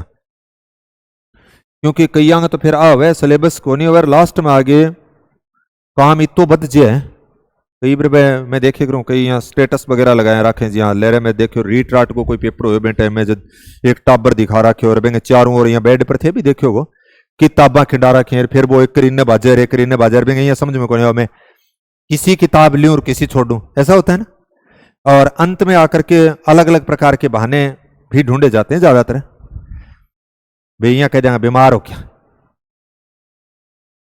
कहीं कहता हो थाने बात आवे, होता है ऐसा भी आप किसी को बता पाते नहीं हो ये करा क्या बहाने लगा, ये तो पजल्ड हो जाए वो, क्योंकि उसने जो बताया। अब जे थाने को यहाँ कह देनी कि फलानी किताब मुंह सही आवेगा, पेपर के 4 दिन बच्चे हैं, सारो थारो पढ़ना और रिवीजन करना और बेन तो छोड़ दियो, मार्केट के अंदर जाओ किताब, भाई जी बा किताब है कि ओके आई को नहीं कद आसी, देखो 2-1 दिन में आ जाएगी क्या थे, मैंने फोन करियो। अब वो 2 दिन तक कतई की कौन पड़ा, फिर वो 2 दिन बाद में फिर फोन आयो कौन, फिर दुकान पर जा भाई जी बा आई कौन की किताब आई कौन, भाई जी काल तक आसी, फिर काल तक बेटी का क्या मी क्योंकि बेंगे यहाँ हो रही है बा किताब आवेगी जदी मैं पढ़ूंगा, फिर वो किताब के ले आगे पन्ना पलटेगो, फिर वो कहो ए तो ऐसा ही है। एक दिन में ही वो फिर मैंने पढ़ गया, वो कहो ए तो ऐसा ही है, 3 दिन गाल दिया थे भी बहुत सारी बरिया हुआ है, क्योंकि नोट्स कोई फलानी जगह उसके नोट्स बहुत अच्छे। अब तो थे पढ़ने ला रहे हो बे, नोट्स आवेगा तो ही काम चलेगा, इतना इतना तो भेजे बड़े भाई जी यार जल्दी भेज दो, थाने कद कहो मैं फोटो कॉपी करा लूंगा, थे मैंने पीडीएफ ही भेज दो, मैं 8 निकलवा लूंगा हैं, ऐसा होता है। अरे जीने की टिकाओगा नहीं, थारे के ने जो पाठ्य सामग्री जहां से आप चूज कर रहे हो, चूज करने का चयन करने का आपके पास में एक प्रॉपर तरीका होता है। आपको नहीं पता हो, आपके मित्र से, आपके भाई से, आपके गुरुजन से, किसी से पूछ सकते हो आप, जरूरी नहीं है कि ये या मेरा वर्गा कोई बताना रहा मैं भाई सारा क्यों बताऊंगा, आपका भाई बहन हो सकता है, गुरुजन हो सकते हैं, अड़ोसी पड़ोसी हो सकता है, वो भी आपको उन चीजों के बारे में जब उसने काम किया है तो वो बता सकता है कि ये यहां से बेहतर है, तो आप उस चीज को वहां से चूज कर सकते हैं। लेकिन ऐसा नहीं है कि बहुत सारी चीजों को इकट्ठा कर लिया, किताब के ढेर तो पड़ा है मतलब है, लेकिन उसको पढ़ नहीं पा रहे हैं, ऐसा न हो। तो कुछ चीजें जो आपके लिए एक तरह से आवश्यक तौर पे, यानी मैं जो मानता हूं हम जो करेंगे 11वीं 12वीं की एनसीईआरटी, हालांकि आगे मैंने लिखा है जैसे नोट्स के अंदर इंक्लूड करने की कोशिश की गई है, लेकिन फिर भी कुछ चीजें ऐसी होती हैं कि सारी की सारी लाइन टू लाइन तो किताब की आ नहीं सकती। कुछ लैंग्वेज भी ऐसी होती है कि जैसे आपने नोट्स के अंदर सरलीकृत करके लिख दिया उस चीज को, लेकिन वो किताब की जो लैंग्वेज है हूबहू आपको सेम टू सेम एनसीईआरटी की लाइन टू लाइन उठा करके दे देते हैं कई बार पेपर के अंदर, और हमें ऐसे लगता है कठू पूछिए हाँ फिर बड़े बहुत ही ओके पावे कौन गुरु जी कड़ी ढूंढी कौन पावे, फिर बाद में दूसरे कहेंगे एनसीईआरटी पढ़ी वो यहाँ कहे एनसीईआरटी का पेज नंबर इतना देख ले, नहीं मेरे लिए तो कोई मैं पढ़ी थी, अरे तय पढ़ी ऊपर ऊपर तो इसलिए उसको अरे फिर बेम टाइम की तोक लागे कही तो इतना हुए गुरु जी एक ला नोट्स पढ़ लिया तो काम चल जाएगा, नए पढ़े तो ही चल जाएगा भाई मैं भी नए पढ़े तो भी चल जाएगा, क्योंकि काम चलाना तो दूसरे बहुत बैठे कहीं यहाँ चाहेगा नोट्स करवाए तो बांगे लाइन टू लाइन उत्तर मिलना चाहिए। मैं पहले ही पूछे था बताया कहीं यहाँ गुरुजी थारला मु कितना आसी, मैं घूमंद बेरो को नहीं कितना आसी तो नहीं तो बता दें लोग, तो मारलम एक ही बार है कौन जा थे कौन को मारलम बार है ना, कोई गारंटी को नहीं, पेपर बनाना रही शो बना दे कि पढ़ाना रही को नहीं आवे, तो बोले फिर पढ़े क्या मी पेपर का लेवल कैसा ही बनाया जा सकता है भाई, आपको डाटा इस प्रकार के देने लग जाएं ढूंढता रहो जितना ही थाने, कई बार तो ऑप्शन ऐसे आएंगे चारों नहीं आवे तो ही बेरो कौन पड़े। यूपीएससी का आपने देखा होगा प्रीलिम्स के अंदर सबसे ज्यादा फेल का डर होता है, लोग आईएएस का इंटरव्यू देने के बाद में प्री के अंदर फेल हो जाते हैं, क्यों रहे पर नॉलेज को नहीं, पेपर ही इशू बनाया जाए आपने वर्गा बढ़ जा नहीं कई बार त्रियांगा जगह आपकी जान में या कलर ऊंचा चकेड़ा हो फिर बाद में बेरो पड़ा नंबर आया कौन 20% ही, मैं तो पढ़े तो बहुत हो, तो पेपर का लेवल के ऊपर डिपेंड करेगा कि वो कैसा होगा। हाँ टॉपिक को आप अच्छे अगर करोगे तो समझ के साथ में आप उतना जरूर कर पाओगे जो एक अच्छा कैंडिडेट कर पाएगा। तो हाँ कतई कोई आई पेवरी मतलब ये है ना गुदराई गुरुजी पर इलाद रखे और बोले मैं तो अब थारा शरण आ गया थारा ही गड़ गल लांगा, मतलब तो इसो काम करने की जरूरत को नहीं है, कतई वो स्वतंत्र है। नोट्स जो हमने एक तरह से काम किया है वो वही है जो चाहे एनसीईआरटी हो या जो मूल टेक्स्ट बुक हैं जिनमें से मुझे जो ठीक लगी एक तरह से कि भाई ये पेपर के अकॉर्डिंग ठीक है, वो बातें इसमें इंक्लूड करने की कोशिश की गई है। और जो भी जरूरत होगी वो हम और साथ में कोई ऐड करने वाली बात होगी तो उसको भी हम देखेंगे। लेकिन इसका मतलब ये नहीं है कि भी इससे कुछ बाहर नहीं आ सकता, ऐसा कोई नियम नहीं है। हमसे पूछ करके कोई पेपर नहीं बनाएगा। भाई कोई यहाँ कह दे नहीं कि अपने नोट्स में से 150 में से 150 आएंगे ना, ऐसा कोई दावा नहीं है कि 150 में से 150 आएंगे या 140 में से 140 आएंगे। हाँ, इतना जरूर है कि एक अच्छे कंपटीटर के पास में जो अच्छी पाठ्य सामग्री होनी चाहिए वो आपके पास में होगी, इसमें कोई दोहरा नहीं है। और उतनी अगर आप समझ के साथ में करते हो तो निश्चित रूप से आप एक अच्छे कंपटीटर की भूमिका निभा सकते हो। और आप में अगर समझ है तो आप बहुत अच्छी रैंक के साथ में पास कर सकते हो उस पेपर को। यहां पे हमने बात की कि 11वीं 12वीं की एनसीईआरटी की जनरली आप 4 किताबें ही मान करके चलते हो, 2 को काउंट नहीं करते हो। और 2 कौन सी काउंट नहीं करते? प्रैक्टिकल वाली काउंट नहीं करते, क्योंकि वो सिलेबस में नहीं मानते। हालांकि जब भी प्रश्न आता है सबसे पहले यही आता है, गुरु जी बाकी तो सारो ठीक है, तो क्या ठीक कौन रहा, बस थोड़ी प्रैक्टिकल में दिक्कत है। एनसीईआरटी वाले तो बेमू देखने को नहीं। और बहुत सारा थे सवाल देख ली, सीधी की सीधी लाइन चकेड़ती बिंग माऊ आ कट्ठे यार, मैं तो सारी गाइड पढ़ ली, सारा नोट्स पढ़ लिया, मैं तो जेपी शर्मा भी पढ़ ली, लेकिन उत्तर तो कौन पायो। फिर मैं था कोई वो अगलो कोई कहे एनसीईआरटी में दे रखे आ कि एनसीईआरटी हुई, कई बार ऐसा भी होगा। तो आप खुद उस किताब का एनालिसिस कीजिए, विश्लेषण कीजिए। और उसमें बहुत सारे तो ऐसे हैं समझ आधारित प्रश्न भी हैं, वो भी पूछे जा रहे हैं। तो 3 11वीं के अंदर 3 12वीं के अंदर, यानी वो 6 आपको खरीदनी है। पहले से पढ़ी है तो अच्छी बात है। पुराने पेपर मैंने बता दिया बहुत सारे आते हैं, यूथ के आएंगे, नाथ के आएंगे, अरिहंत के आते हैं, जिसमें और भी आजकल मार्केट के अंदर आ रखे होंगे। उसमें टॉपिक वाइज प्रश्न दे रखे हैं। जैसे ही आपने क्लास के अंदर टॉपिक को किया, उसके बाद में आप 11वीं 12वीं एनसीईआरटी में से उस टॉपिक में से जहां से भी मिले उसको पढ़ें। 2 3 4 पेज का होता है। और फिर उसके बाद में आप पुराना जो पेपर मैंने बताया, जैसे आप भारत की भौतिक भूभाग के बारे में पढ़ रहे हो, तो इसका मतलब भौतिक भूभाग के चाहे 100 हो, 150 हो, 200 उसमें दे रखे हैं, वो सारे प्रश्न कीजिए। उसमें से कुछ आपको नया डाटा लगे, कुछ नई चीज लगे जो आपकी पाठ्य सामग्री में नहीं हो, तो उसको आप साथ में शामिल कर लीजिए, क्योंकि वो कहीं ना कहीं किसी न किसी किताब में से ही वो बात आपके सामने की गई है। बहुत सारे प्रश्नों की पुनरावृत्ति होती है, ये मैं बता देता हूं। 60 से 70% प्रश्न रिपीट मिलते हैं किसी भी पेपर के अंदर, देख लेना। अब रिपीट का मतलब ये नहीं है इस पेपर के अंदर भी है, अब ठीक होगा इम तो को नहीं। अब आप ऐसा चाहते हो कि जो प्रश्न दिया है वो हूबहू वैसा का वैसा होना चाहिए आया हुआ। अरे पुराने पेपर का एनालिसिस का मतलब समझ जो आपको है ना, वो मेरे कहने का भावार्थ ये भी है कि आपको ये समझना पड़ेगा। वो पुराने प्रश्न के मैंने कहा ना कि 60 से 70% या 80% तक पेपर में से होते हैं। इसका मतलब ये नहीं है कि आपके सामने वैसा का वैसा प्रश्न मिले, वैसा का वैसा प्रश्न नहीं मिलेगा। आपके सामने जैसे एक समझ आई कि जैसे अभी हम बात कर रहे थे कि राजस्थान का प्रश्न वो दे रहा है और कोपेन के जलवायु वर्गीकरण से संबंधित वो ये पूछ रहा है कि एडब्ल्यू के अंदर कौन से जिले आ रहे हैं, इस प्रकार से उसने बात की, समझ गए ना। सीडब्ल्यूजी के अंदर कौन से जिले आ रहे हैं, इस प्रकार से बात कर रहा है। या बीएसएचडब्ल्यू के अंदर कौन से आ रहे हैं, बीडब्ल्यूएचडब्ल्यू के अंदर कौन से जिले आ रहे हैं। इसका मतलब जब कोपेन से संबंधित ऐसे प्रश्न पूछ रहा है कि किस वर्ग के अंदर कौन से आ रहे हैं, तो आपके थोरनथवेट भी सिलेबस में है। आपको यह समझना पड़ेगा कि जैसा कोपेन के साथ में बात कर रहा है वैसे ही थोरनथवेट से भी की जा सकती है। जैसे राजस्थान के संदर्भ में बात की है, वैसा प्रश्न भारत के संदर्भ में भी पूछा जा सकता है, वो राज्यों के संदर्भ में। यह आपको समझना है। यानी कहने का मतलब आपको नहीं है कि सीधा थाना प्रश्न दे दे और बोलते कहा नहीं पा गया। कई तो अभी यहां पूछना चाहे लाइन गिनाओ गुरुजी, मैं लाइन पहले ये कारण कौन घंटा बढ़ने का लाइन गिनने ही आगे भाई तेरे में समझ है तो काम करेंगे, अन्यथा लाइन गिनवाने गणे बैठे हुए कोई दिक्कत को नहीं हुए, गिना रखो चाहे कोई दिक्कत नहीं है। तो आपको पुराने जो पेपर हैं उसमें सिर्फ प्रश्न को नहीं रटना है, पोस्टमार्टम करना है बिंगो। और वो 4 ऑप्शन दिए हैं, क्यों दे रहा है, क्या पीछे उसके पीछे क्या उद्देश्य है, उस किताब के अंदर जब आप देखोगे ढूंढोगे आपको मिलेंगे। तो बोले मैं किताब में ढूंढा थे क्या कराऊंगा, यंग वो भी आवे।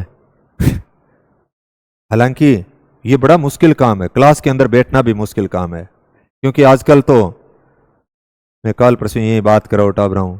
अब रील आती हैं 31 सेकंड की आवे, कितने सेकंड की बनती है हाईएस्ट है?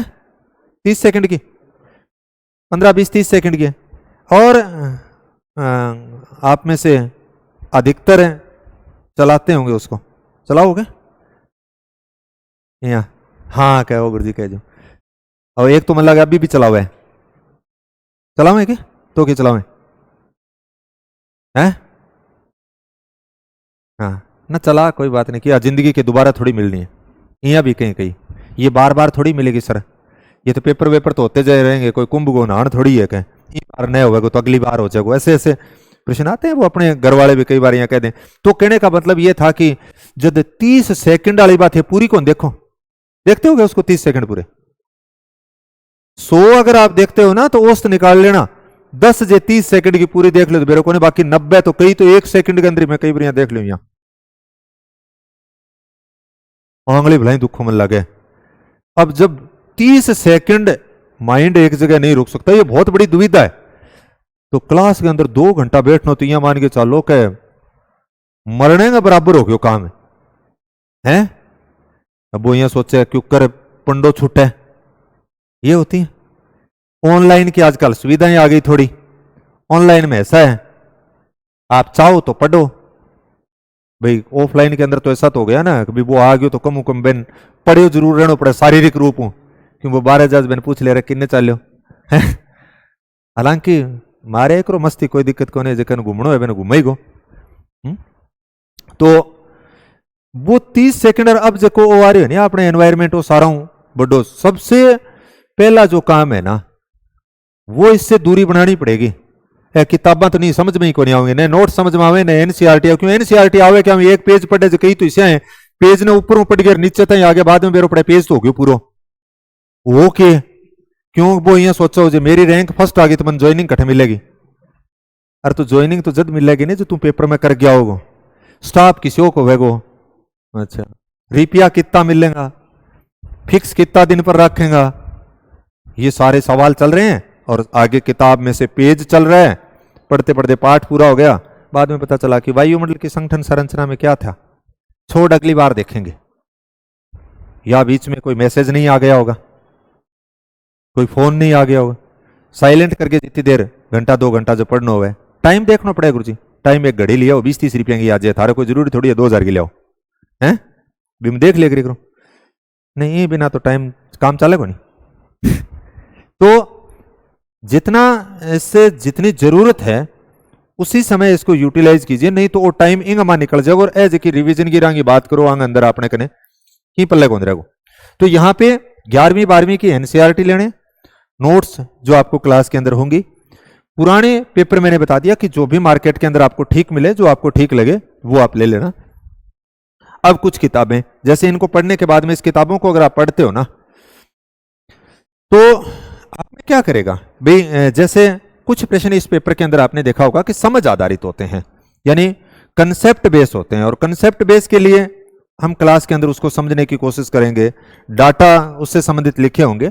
लेकिन फिर भी कई बार यह भी होता है कि जब आप चीज को पढ़ते हो तो आपकी और ज्यादा क्लियर होती है, इसमें कोई दौरा नहीं है। क्योंकि टेक्स्ट बुक को जब आप पढ़ते हो, टेक्स्ट बुक हालांकि जब आप फिजिकल ज्योग्राफी सविंद्र सिंह आपने सबने देखा होगा कि बहुत ही छोटी सी किताब है, 400-500 पेज की होगी, और कई तो उसको लेकर के आएंगे, लाने के बाद में फिर इतना पन्ना तो कौन पलटे जा गुरु जी, वो तो गलत पंगाल सो काम बता दियो, 30 सेकंड ही मस्सा टिक्का जो डांट तो फिर किताब क्या पढ़ी जाएगी। जबकि उसको पढ़ना बहुत आसान है, जब आपने टॉपिक को याद कर रखा है, आपके पास में नोट्स थे, आपने 11वीं 12वीं की एनसीईआरटी को पढ़ लिया, पुराने पेपरों को, जब आप इस किताब का आपने देखा कि पृथ्वी की आंतरिक संरचना की बात कर रहे हो, आपके सामने अधिकांश वही डाटा वही बात आएंगी जो आपने सीखी है, उसमें से आपको कोई नई चीज आएगी तो उसको आप अंडरलाइन कर लें, और उस कंसेप्ट की एक आपके सामने ये भी हो जाएगी कि पिक्चर ये थी, और आप में कॉन्फिडेंस भी आ जाएगा, और दाएं बाएं की छोटी मोटी उससे संबंधित कोई चीज होगी तो वो कवर हो जाएगी। तो ये कुछ किताबें ले सकते हो। भौतिक भूगोल के लिए सविंदर सिंह, भौगोलिक चिंतन के लिए माजिद हुसैन। हालांकि भौतिक भूगोल के अंदर आजकल सविंदर सिंह के अलावा पहले तो भारतवर्ष के अंदर आप यूं कह सकते हो यूपीएससी से लेकर के बाकी किसी भी स्टेट के अंदर अगर बात करें, इसी से सवाल पूछे जाते थे सारे के सारे। अब अलका गौतम की जो किताब है उसमें से कुछ सवाल जो इसमें नहीं मिलेंगे उसमें मिलेंगे आपको। जलवायु विज्ञान समुद्र विज्ञान के आपको डीएस लाल में से भी मिलेंगे, समझ गए ना। यानी अब जो पेपर बनाए जा रहे हैं वो पूरे के पूरे एक किताब में से भी नहीं है। भाई कोई ये सोचे कि फिर मैंने सविंदर सिंह पढ़ ले तो इसका मतलब क्या भौतिक भूगोल का पूरा काम मेरा हो गया? नहीं, और भी बच गया।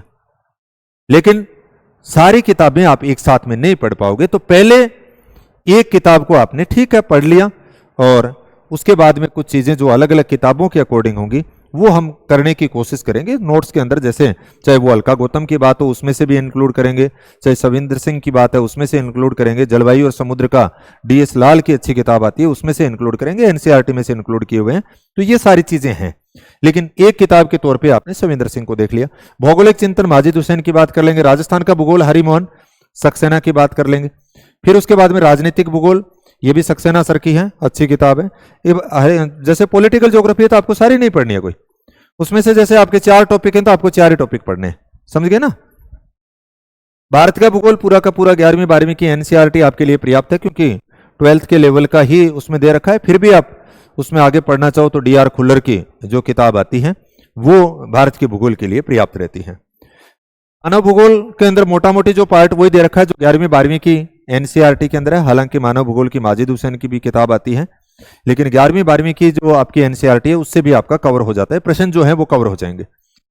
प्रैक्टिकल का पार्ट मोटा मोटी मैंने बताया कि 11वीं 12वीं की एनसीईआरटी से आपके कवर हो जाते हैं। फिर भी अगर किताब को अगर पढ़ना चाहेंगे तो जेपी शर्मा की जो किताब आती है उसमें से आप इसको पढ़ सकते हो। तो ये कुछ चीजें ये थी।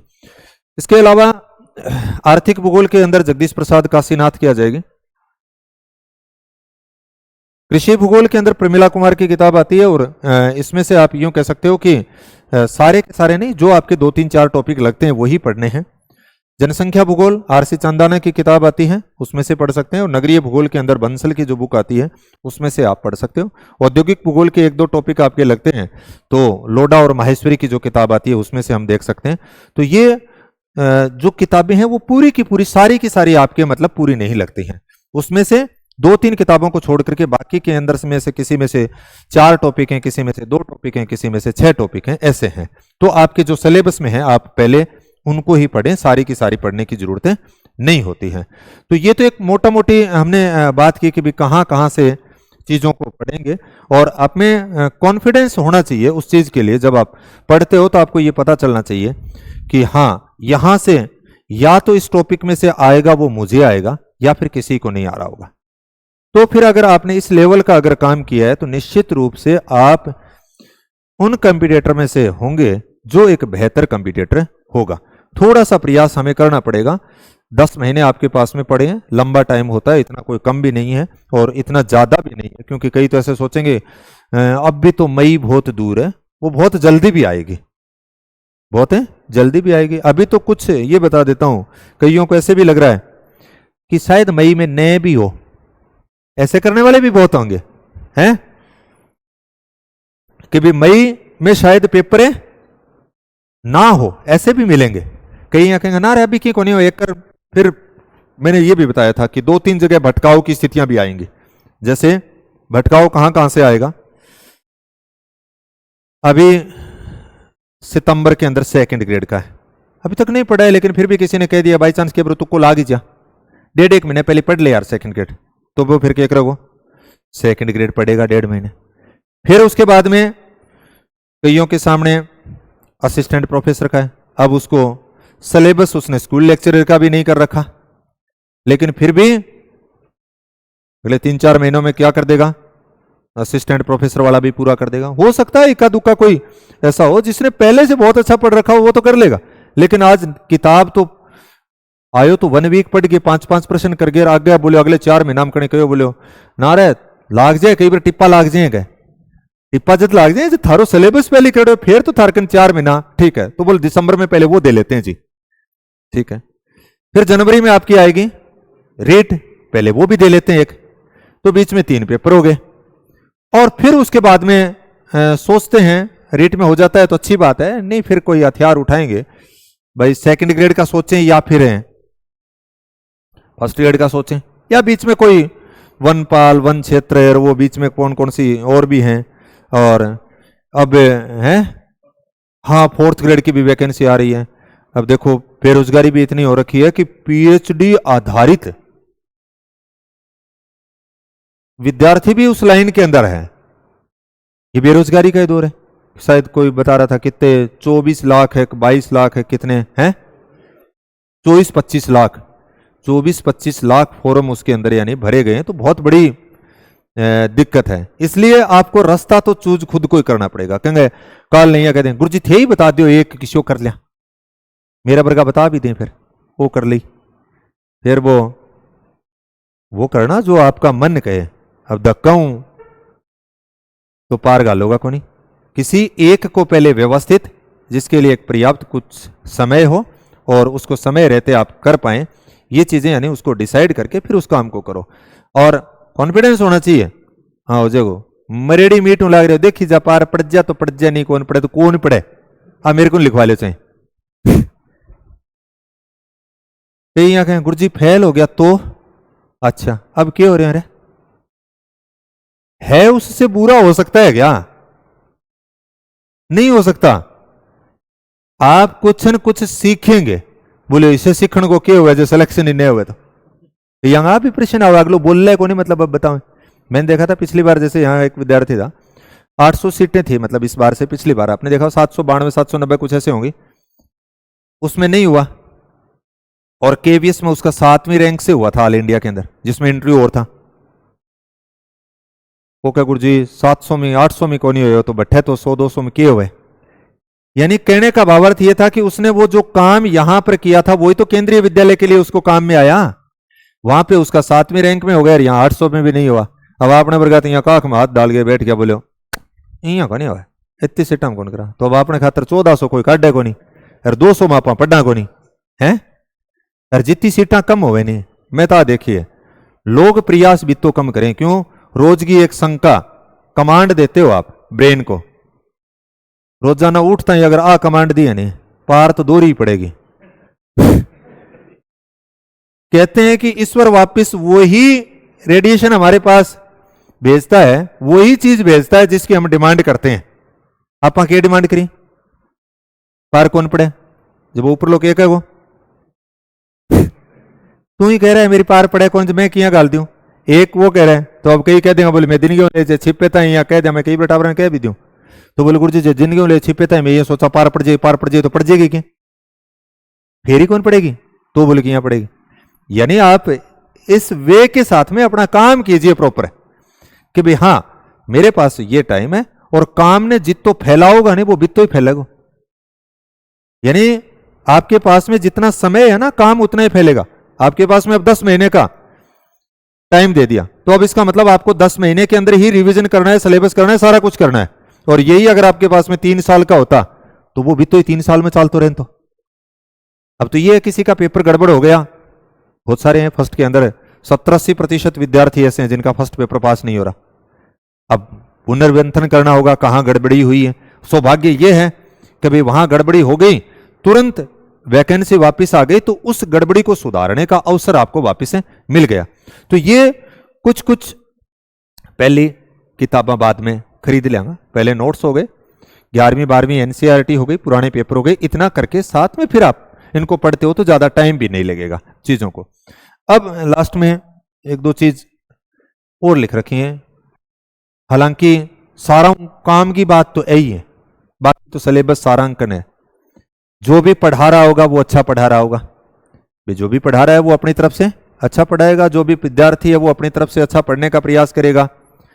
अब कई बार ये नहीं है कि वो पढ़ना नहीं चाहते, 18-18 घंटे पढ़ते हैं, मैंने ये देखा है, और रिजल्ट के इर्द गिर्द भी नहीं होते। दूसरी कंडीशन ऐसी भी होती है, कुछ विद्यार्थी ऐसे भी होंगे जो इनके अंदर अब से जैसे अगले 10 महीने के लिए 8-10-12 घंटे, यानी एक एवरेज टाइम, यानी 10-12 घंटे कोई ज्यादा नहीं होता है 18 घंटे की अगर बात करते हो, क्योंकि अगर आप 12 घंटे भी अगर पढ़ाई की अगर बात करते हो तो औसत आपकी 10 घंटे ही आएगी, 9-10 घंटे ही आएगी, 2-3 घंटे तो फिर उसमें से काउंट होते हैं। तो 12 घंटे तो आपके पास में सोने के लिए, खाने के लिए, नहाने के लिए, घूमने के लिए, ये सारे बच गए। रूटीन नहीं तोड़ना है भाई, अब कोई लाग गए यहाँ 18 घंटा रहे, यहाँ सांस ही कौन लेने लग रहे, और फिर बाद में बेरो पड़े कि हेल्थ ही ठीक को नहीं, सारा ही कुछ को नहीं। तो सब चीजों को मेंटेन रखते हुए काम करना है। 10 से 12 घंटे के बीच में अगर आप काम करते हो तो आपके लिए अगले 10 महीने वो पर्याप्त हैं काम करने के लिए, फर्स्ट और सेकंड पेपर दोनों के लिए।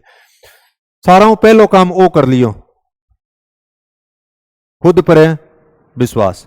मैं कहो नहीं शंका माड़ी चीज हुए, शंका रोजाना उठते ही, बे भाई जी तो 6 साल लाग रहे हैं, भाई जी तो 9 साल वाला भी पाच जाऊंगा, तो बात है। कई यहां हुए हैं पहली बार में, तो क्या हुआ गुरु जी, मेरा हिस्सा भी एग्जाम्पल देख रहे हैं, मैं थाने कभी मिला दूंगा, 3-3 महीने के अंदर भी सिलेक्शन हुआ है। तो बोले मार्कन तो फिर 10 महीना पड़े हैं। नहीं, 3 महीने के अंदर यह था कि उन्होंने सब्जेक्ट को पहले पढ़ रखा था, जीके को पढ़ा और वापस उसको रिवीजन किया, तो 3 महीने कोई उस कंडीशन में ये नहीं है, बिल्कुल फ्रेश कैंडिडेट था, लेकिन 3-4-5 महीने के अंदर आप कर सकते हो चीजों को। तो 10 महीने आपके पास में पड़े तो एक अच्छा है। स्वयं पर विश्वास रखें और पहले निर्धारित कर लें कि मेरे को किसकी तैयारी करनी है। रोज रोज बदलाव नहीं, आज कोई आयो वो यहाँ कह दे के ना रहे तू वो छोड़ दे वो कर ले, फिर 3-1 महीना पढ़ रहे। मैंने देखा था पिछली भर्ती की बात आई थी कि जो विद्यार्थी पहले वैकेंसी आने से पहले जैसे स्कूल लेक्चरर का सिलेबस कर लिया और ठीक चल रहे थे, अचानक से बाद में स्कूल लेक्चरर की आई नहीं, पिछली से पिछली बार की बात है, और रेट की आ गई, बाज गया किन्ने रेट का नहीं, इन्हों थोड़ा दिन बाद में स्कूल लेक्चरर की आ गई।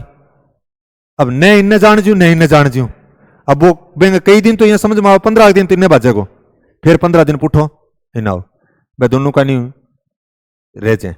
तो इसलिए आपको एक डिसाइड कर लेना है क्या करना है, और स्वयं पर विश्वास रखते हुए काम करना है कि भाई हां होगा। और बाकी होशियार कमजोर कोई को नहीं, आप ही दिमाग मुंह निकाल दियो। होशियार कमजोर आप किससे आंकलन कर रहे हो? नंबरों किससे करते हैं? भाई तू इन पूछे वो तेरे 10वीं में कितना नंबर आने, कह दियो मेरे 90, दूसरों सारे बैठे हुए बेंगा उसके 45 ही आए, बेंगा आधा ही हुए, वो बैठे बैठे अपना आप में ये सोचा हुआ तो 90 वाला बैठे हैं, समझ गया नहीं? एक इले पास बाई ग्रेस पास हो गया, वो सोचेगो कि आप तो 1/3 में आ जा, आपने तो जिक्री किए, वो अपना आप में ये करने लग जाएगा। बोलो 90 वाला और 85 वाला तो बहुत बैठे हैं, अठे तो बाई ग्रेस और आज आपने तो, अरे तो बाई ग्रेस तेरे आप ही है, तेन बेरो ही को नहीं, तू 10वीं में पढ़नो है कि नहीं पढ़नो है, तू गिंडी खेलो, ये भी नहीं पता था, पेपर दिया है और पास हो गए, तो अपने खातर बहुत सारे ऐसे हैं जगह खातर बड़ी उपलब्धि। भाई आपने क्या ब्रेन का 100% यूटिलाइज किया?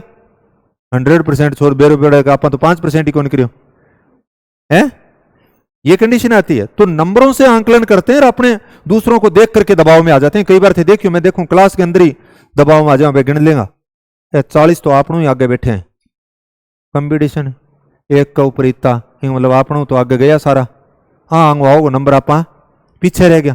ये जोड़ बाकी इस अविश्वास की वजह से होते। जब आप में विश्वास आएगा तो आप ये सोचोगे कि कोई बात नहीं यार, कई बार पढ़ लिया आप पढ़ने कौन लगा, आदमी लहरे लागे बाद में बुरो बहुत हो गए। गोटा ही तो मारना है, करनो की गोटा मारना हो मतलब रटनी है चीजा, समझ लियो रट लियो, एक बार में नहीं याद हो 2 बार, जितनी समझ में बीती समझो, बाकी रटो, अपनी गारंटी है 100% सिलेक्शन हो जाएगा। ज्यादा जोड़ बाकी लगाने की जरूरत ही को नहीं। थरिया तो कहानी सुनेड़ी होगी, एक कुएं का मां बैरो मेंढक पड़ गयो के ऊपर आने खातर प्रयास करे, ऊपर आपने बरगा मेंढक बे यहाँ कहीं कौन कड्डे जा, लेकिन बिन जुआन ने सुने को नहीं, वो मारे जोर वो सोचे के यहाँ कहीं आज जा, सारा ही आ गया दोरो सोरो हो गया बाद में, मतलब पसीना पसीना हो और 12 आ पड़ियो। मैंने पूछो तू की आयो रे, बोले थे कहा नहीं सही कट गया, बोले मैं तो कहो कोई कौन कड्यो। तो अपने साथ में भी ये समस्या है कि अपने जिस एनवायरमेंट में वहां से भी ऐसी चीजें मिलती हैं, बिंगो कोनी हो, बिंगो कोनी हो, बिंगो कोनी हो, बिंगो कोनी हो, बिंगो कोनी हो, रोज की याद कराना रहे बहुत मिले से याद देख लियो ए बहुत कम मिलेगा कि बिंगो हो गयो, क्योंकि सिलेक्शन होने वाला रेशियो कम होगा, नए होने वाले ज्यादा होंगे। तो एग्जाम्पल तो आपको वही मिलेंगे। बिजनेस आप करते हो, जब भी आपको एक परचून की दुकान करेंगे, आपके पास में घर वालों के आसपास के 20 एग्जाम्पल पहले वो मिलेंगे, वही असफल हुआ था, वही असफल हुआ था, मंडी में जाके बड़ी दुकान करी तनबेर हो गए 5 लाख रुपया घाटो लगा गया हो, वो गए वो 10 लाख को लगा गए, ये आएंगे। इसका मतलब उसको काम करने ही नहीं दे रहे, तो आपको थोड़ा तो बहरा तो होना पड़ेगा। जो ये कह रहे हैं ना तेरो को नहीं हुए, कोई बात नहीं अब की हो रही है तो मेरो आ कह दे यानी आप या तो सफल होंगे, अन्यथा असफलता तो असफल तो आप हो ही नहीं। वे जैसे थे कई प्रकार गुरु जी में फेल हो गयो, अरे पास हो कदो भाई, पास हुए कब थे, फेल तो तब होगा ना जब आप पहले पास थे, तब आप कह सकते हो फेल। या फिर कहीं हुए सुने वो गुरुजी बिमी लाग गयो, बिमी लाग गयो, बिमी लाग गयो। वो एक लेवल आ जाता है। उस लेवल के बाद में आप जो भी पेपर देते हो, बोले बिंग गुरुजी नेट ही होगी, बिंग जेआरएफ ही होगी, बिंग सेट भी होगी, वो स्कूल लेक्चरर में भी हो गया, उसका कॉलेज लेक्चरर में भी हो गया, भाई वो सारा में होगा गुरुजी हो, मेरे क्या को नहीं होने लग रहे हो। तो तेरा में अभी वो स्तर आनो बाकी है, वो स्तर आपको लेकर के आना पड़ेगा। खुद के ऊपर विश्वास रखें, नंबर छोड़ दो किसके कितने थे, कोई फर्क नहीं पड़ेगा। मैं तो कई बांगा पढ़े यूट्यूब पर भी थे, सुन के देख लियो हमारे भाई प्रहलाद गार, जितेंद्र गार बांगा। मैं जितेंद्र ने तो भाई हंसता कई बोले तो चल लेड़ो कारतूस है के ऐसे ऐसे भी हैं, कई बार यहाँ कह दें। तो ऐसी चीजें होती हैं आपके साथ में भी, कोई थोड़ा सा पुराना हो जा, बेनिया लगन ला जा, तेरो तो कोई हो कौन के, ऐसे बहुत सारे एग्जाम्पल है। मेरा तो जगह में देखो थे भी आसपास आठ जानता होगा, ते लगाम गन जाने तो पदम जी हैं, लेकिन मेहनत के बाद में बहुत अच्छो आउटपुट आयो। तो उसकी तरह बहुत सारे खुद को अपने कई बार ऐसा मान लेते हैं कि भी हमारा नहीं हो सकता ये चीज। पढ़ तो रहे हैं, पढ़ना तो हाँ रोज की, लेकिन रोज की सवाल दिमाग के अंदर ये आ रहा है, ओवे तो कौन, पक्की गारंटी कौन होवे, और याद भी नहीं होगा। कई बार आप यहाँ का नहीं थे, आपने देखा होगा कई बार कार्य क्षमता आपकी इतनी होगी कि थारो 1 घंटा दिमाग इसो चाल लगो, था नहीं लगे जो इसो मेरे महीने चाल जानी, 1 महीने सब अगले 3 दिन ऐसे चलेगा। पाठ्य वर्ग हो रही है, चालन को नाम ही कौन ले, जब यहाँ लगे आपके अप डाउन रहेगा पूरे डे के अंदर, एक जैसा नहीं चलेगा। लेकिन कोशिश ये कीजिए कि छोटा छोटा स्टेप बांट लो, 1-1 घंटे के, 50 मिनट के, 1.5 घंटे के, उस स्लॉट के अकॉर्डिंग काम करते जाइए। एक टाइम बाउंड रख के उसके आप चीजें दीजिए कि इस दौरान ये याद करना है, तो एक सीक्वेंस हो जाएगी। आपने कहा तारतम्यता ही कौन, दिन के उठा आज अब क्या करेंगे सोचेंगे अब, तो ऐसा नहीं चलेगा। चयनित पाठ्य सामग्री मैंने बता दी, वो आपको अपनानी पड़ेगी, नहीं तो कहीं यहां पढ़ेगा। एक अब भारतीय भूगोल को पाठ पढ़ो, आधो पढ़ता पढ़ता यहाँ लगे भौतिक भूभागी मान ले तो 2 है, चल थोट को रटांगा एक है। रोमन भूगोल बेता पढ़िया 3-4 एक पढ़िया छोड़ दिया, आधी घंटा बेम खराब। प्रैक्टिकल पढ़ांगा, घंटा प्रैक्टिकल पढ़ी, टॉपिक बेंगो याद दो छोड़ दी। नहीं, राजस्थान की ज्योग्राफी पढ़ेंगे, राजस्थान में अरावली की चोटियां बह आ गई, फिर मारे गए पूरे दिन, एक न भाजे, दिन सारे बिजी है लेकिन काम है नहीं हो पा रहा। आपको पाठ्य सामग्री चयनित करनी पड़ेगी, फिर बार बार उसका क्या करना पड़ेगा, रिवीजन। मैं एक एग्जांपल दूं, कई बार नई रिश्तेदारी होवे और शक्ल एक जैसी होती है, कई भाइयों के आपने देखा होगा कि एक से एक साल आगे, जी हाँ 4-5 भाई हुए नहीं भाई, यहाँ कॉपी सी को है, कई तो जुड़वा होते हैं तो बिल्कुल ही कॉपी होती है। और हम जैसे नई रिश्तेदारी के अंदर जाते हैं, वो यहां पे होगी, जैसे आप देखते हो अब पढ़े हो, थोड़ी देर बाद में अगलो भी विषय लागे, पिछलो भी विषय लागे। तो आप शुरू में हम जाते हैं तो यहाँ कहा राम राम जी, नाम कौन लिया, बेरो कौन, कालू राम जी एक धोड़ू राम जी है, क्योंकि कालू राम जी ने कह दिया, वो कहे मैं धोड़ू राम जी हूं, आगले गिर गया जो उल्टो बोल दिया, फिर वो कहे थारा रांदा रहेगी कह। फिर धीरे धीरे आप पहचान करने की कोशिश करेंगे कि इनकी नाक में थोड़ा बहुत फर्क पाओगे, कान में पाओगे, होगा ना, थोड़ा बहुत मुंह के अंदर हो सकता है, बालों में हो सकता है, डील डोल के अंदर हो सकता है, फिर आप कुछ आंखों के अंदर, यानी उसकी पहचान करना सीख जाओगे, ए कालू राम जी है, धोड़ू राम जी है। और फिर उनके कितने बच्चे हैं वो आप बता देंगे, वो कहां पे उनकी शादी हुई ये बता देंगे, क्या पढ़ता है, कहां पे पढ़ता है, ये सारी चीजें। लेकिन वो कब है, जब आपका कई बार आनो जानो हो गयो, नहीं तो 1-2 वर्ग मास सेंधा होंगे। ये भी बार बार जब तक आप इनका रिवीजन नहीं करोगे ना, पेपर में जाओगा जब थान कालू राम जी धोड़ू राम जी दोनों खड़े दिखेगा, हाँ देख तो है, कालू राम जी के लगाओगा जो तो धोड़ू राम जी के टिक लागेगी, अरे धोड़ू राम जी के लगाओगा जदे कालू राम जी, बाद में फिर कहें मैं पहली वो सोचो क्या वो हो तो बोस कहे, लेकिन मैंने बाद में वो लगे वो है, तो इसका मतलब वो क्या हो गया, गलत हो गया। लेकिन जब आप बार बार रिवीजन करेंगे और उसको कई बार परख लिया, तो धोड़ू राम जी रहेगो, फिर वो कालू राम जी बने को नहीं। फिर थाने बड़े पेपर के अंदर विषय दिखेगो जो को थे देखना चाहोगा, अन्यथा वो दिखेगा जो वो आपसे गलती करवाना चाहता है। तो यहां पे बार बार रिवीजन आपके पाठ्यक्रम को जितने अधिक बार बोले जी कितनी बार कर लिया? थारा खुद के याद नहीं रहना चाहिए, इतनी बार ही कर लो। और रिवीजन बार बार होगा नहीं थे, खुद नोट करके देख लेना, एक पेज ट्राई मार के आज ही देख लो, थाने पेज के ऊपर लाइन दिखने लग जाएगी, ऊपर कोने में वो लिखे हुए, बीच में ये, नीचे ये, और इस पेज को पलटते ही ऊपरली लाइन में आए। ऐसा नहीं होता क्या? है यहां देखो कौन गुरु जी करके कभी मंथन करना पड़ेगा। मंथन का मतलब वो है टॉपिक ने पढ़ रहे हो अभी, जैसे पृथ्वी की आंतरिक संरचना की मैं बात कर रहा था, उस टॉपिक को आपने क्या किया, पढ़ा, याद किया, रफ कॉपी ले लो, बेंगा बाद में सोचो। सोचना री बारी आवेगी नहीं जब आपने सारा सगा होगी, आज छोड़ो काल सोचांगा। क्यों? क्योंकि सोचने के लिए आपके दिमाग के ऊपर थोड़ा सा जोर देना पड़ेगा, और तब कंडीशन ये आती है याद आवे को नहीं। जितना याद आए उतना कोशिश कीजिए, क्या याद आ रहा है। जब बार बार आप चीजों को रिकॉल करोगे ना, सोचोगे, तो फिर आपकी उस टॉपिक के प्रति समझ भी अलग प्रकार की होगी, फिर आपके सामने वो भय भी नहीं रहेगा जो अभी आ रहा है ना कि पेपर हॉल में आप भूल जाओ, नहीं भूलोगे उस समय। फिर आपको वो जो आपकी रिकॉल की हुई चीजें हैं, जो अभी आप सोच रहे हो, आप बताइए, साथ वालों को बता दीजिए। कई बार कोई नहीं सुनना रहे, घरे एकला बैठे हो, बीत नहीं पढ़ा देख रहो, आ जाते तेरे को पृथ्वी की आंतरिक संरचना पढ़ाते हैं। अब कोई उसके कई बार सोचे कि टाबर बावड़ो हो गयो, क्यों यहाँ किया लग रही है बिंतान पढ़ाने। भाई जब आप किसी को रफ कॉपी ले लो, उसको पढ़ा दीजिए, आ जा पढ़ावा भाई। छोटी मोटी जहां पे भूल रहे हो, आपके पास में रजिस्टर है, उसमें से देख लीजिए। इतनी सी एक्सरसाइज और अभ्यास खुद के सागे अगर अगले 10 महीना कर लियो, तो मैं दावे के सागे कहूं कि आप यहां आकर के नहीं कहीं कर लिया तो बोल थारी मान जरूरत कौन के ना, मेरी कत्ते ही जरूरत कौन थाने, आप भी बता दो। ये भी है, आपको टॉपिक अगर समझ में, किसको क्लास लेनी चाहिए, उसको लेनी चाहिए जिसको टॉपिक में समझ में दिक्कत आ रही हो, रेगुलरिटी नहीं हो पा रही हो, उस चीजों के लिए। बाकी जब आपको टॉपिक आते हैं तो उनको आपको सीखना पड़ेगा, याद करना पड़ेगा, रिवीजन कीजिए, चिंतन कीजिए। जितना आप चिंतन करेंगे, अब थे आगले नहीं लगा वो सुत्यो है, हालांकि कई सो भी जाए, यहाँ भी ना करियो।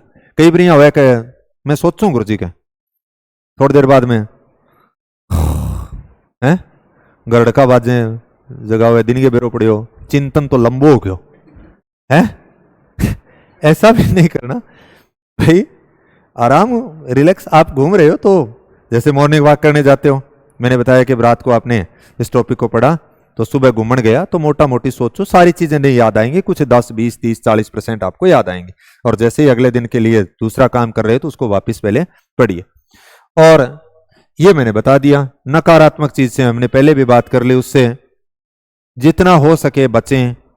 खुद के अंदर नेगेटिव विचार आएंगे, नेगेटिव थॉट्स आएंगे, दूसरे भरेंगे, वो तो भरे ही भरेंगे, लेकिन मैं ये नहीं कह सकता कि आप में नकारात्मक विचार आएंगे ही नहीं, ऐसा नहीं हो सकता। आते हैं, सब में आते हैं भी। मैं पढ़ रहा हूं तो मेरे दिमाग में भी 1% चीज ये आएगी, यार नहीं हुआ तो ये आएगा, प्रश्न आएगा कि नहीं आएगा। उस समय आप ये सोचो कि वहां से हट जाना है तुरंत, कि भाई ये काम अपना नहीं है, भी ये अपने बस की बात नहीं है, अपने बस में सिर्फ है काम करना, वो कर सकते हैं, इसलिए यहां से हट जाओ, अपना काम वापस शुरू कर दो, सब चीजें ठीक होंगी। कौन रंग कुछ दे देने हैं? अच्छा, तो ये कुछ चीजें हैं जिनको ध्यान में रखते हुए काम करना है। और जैसा उत्साह पहले दिन होता है, वो जिस दिन परीक्षा होती है ना, उस दिन तक वैसा ही बना रहना चाहिए। अब तो कई हंसता खेलता, कई यहाँ में अब गुरुजी कन चले गए, आप अब अपन कोई कौन रोके ना, गुरुजी कन कत्ते ही कोई दवाई को नहीं है, इसी थाने जानता है घुंटी पे आदेर के दे आ लेके पार बोलेंगे, नहीं, मेहनत करनी पड़ेगी।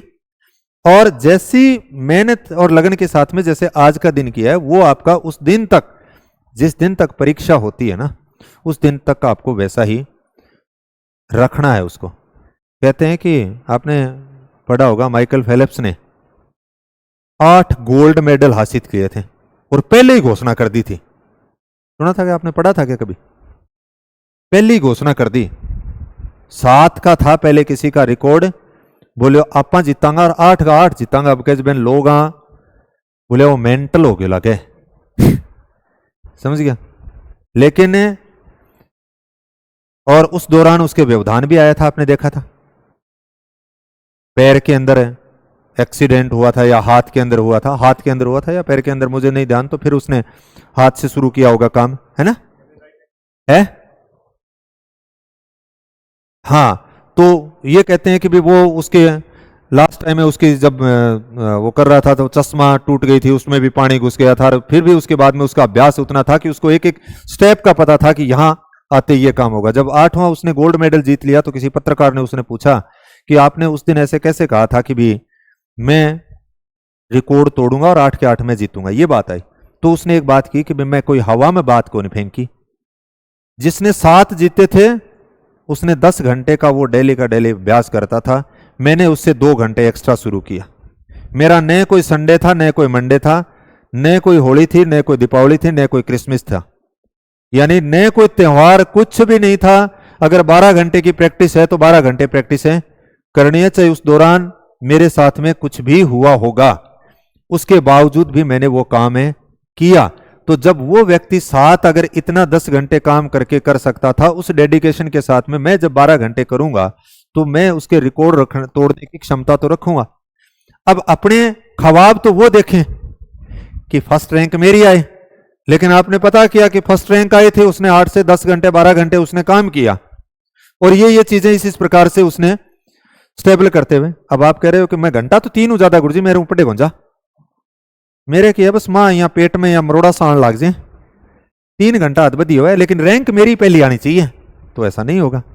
तो आपको खुद को है ना पता लग जाएगा, और एक लेवल जब आओगे तो ये बीच बीच में अप डाउन की सिचुएशन आएगी, सबके साथ में आएगी, तो थोड़ा सा उस आत्मविश्वास के साथ में काम कीजिए।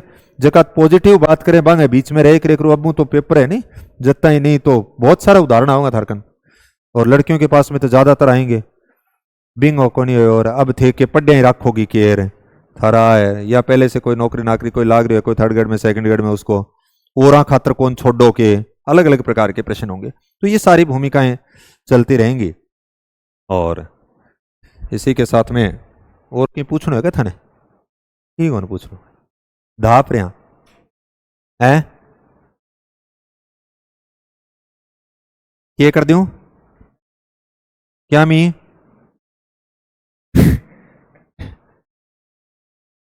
पहले बस निकलवाओ आरपीएससी की साइट से और उसको डाउनलोड करके पेपर वो सागे ले गया करो क्लास में आओ। क्यों देख सको थे टेलीग्राम पर, सोशल मीडिया पे जाके आपको देखना ही नहीं, मैं घड़ी पर पूछूं सिलेबस बोलो और गुरुजी अरे तो इन काट ले बारे, हाँ काट लिया गुरुजी, अब काट लिया हैं, किसी प्रश्न आलो? अच्छा कोई बात नहीं, बिल्कुल गाल देगा। हाँ और शांति है क्या माँ है? कई तो धाप रहे हैं आज, क्यों कई दिनों पहले पोता पर बैठना पड़े ना, मैं कई नहीं देखो जो मांगू मतलब ये नहीं उपाड़ सी खाए यहाँ, बोर हो गया, क्योंकि मैं बताया 30 सेकंड रील दोरी हो रही है जदे 1-1.5 घंटा तो फिर है ओखो काम हो ही है। चलो इसी के साथ में धन्यवाद।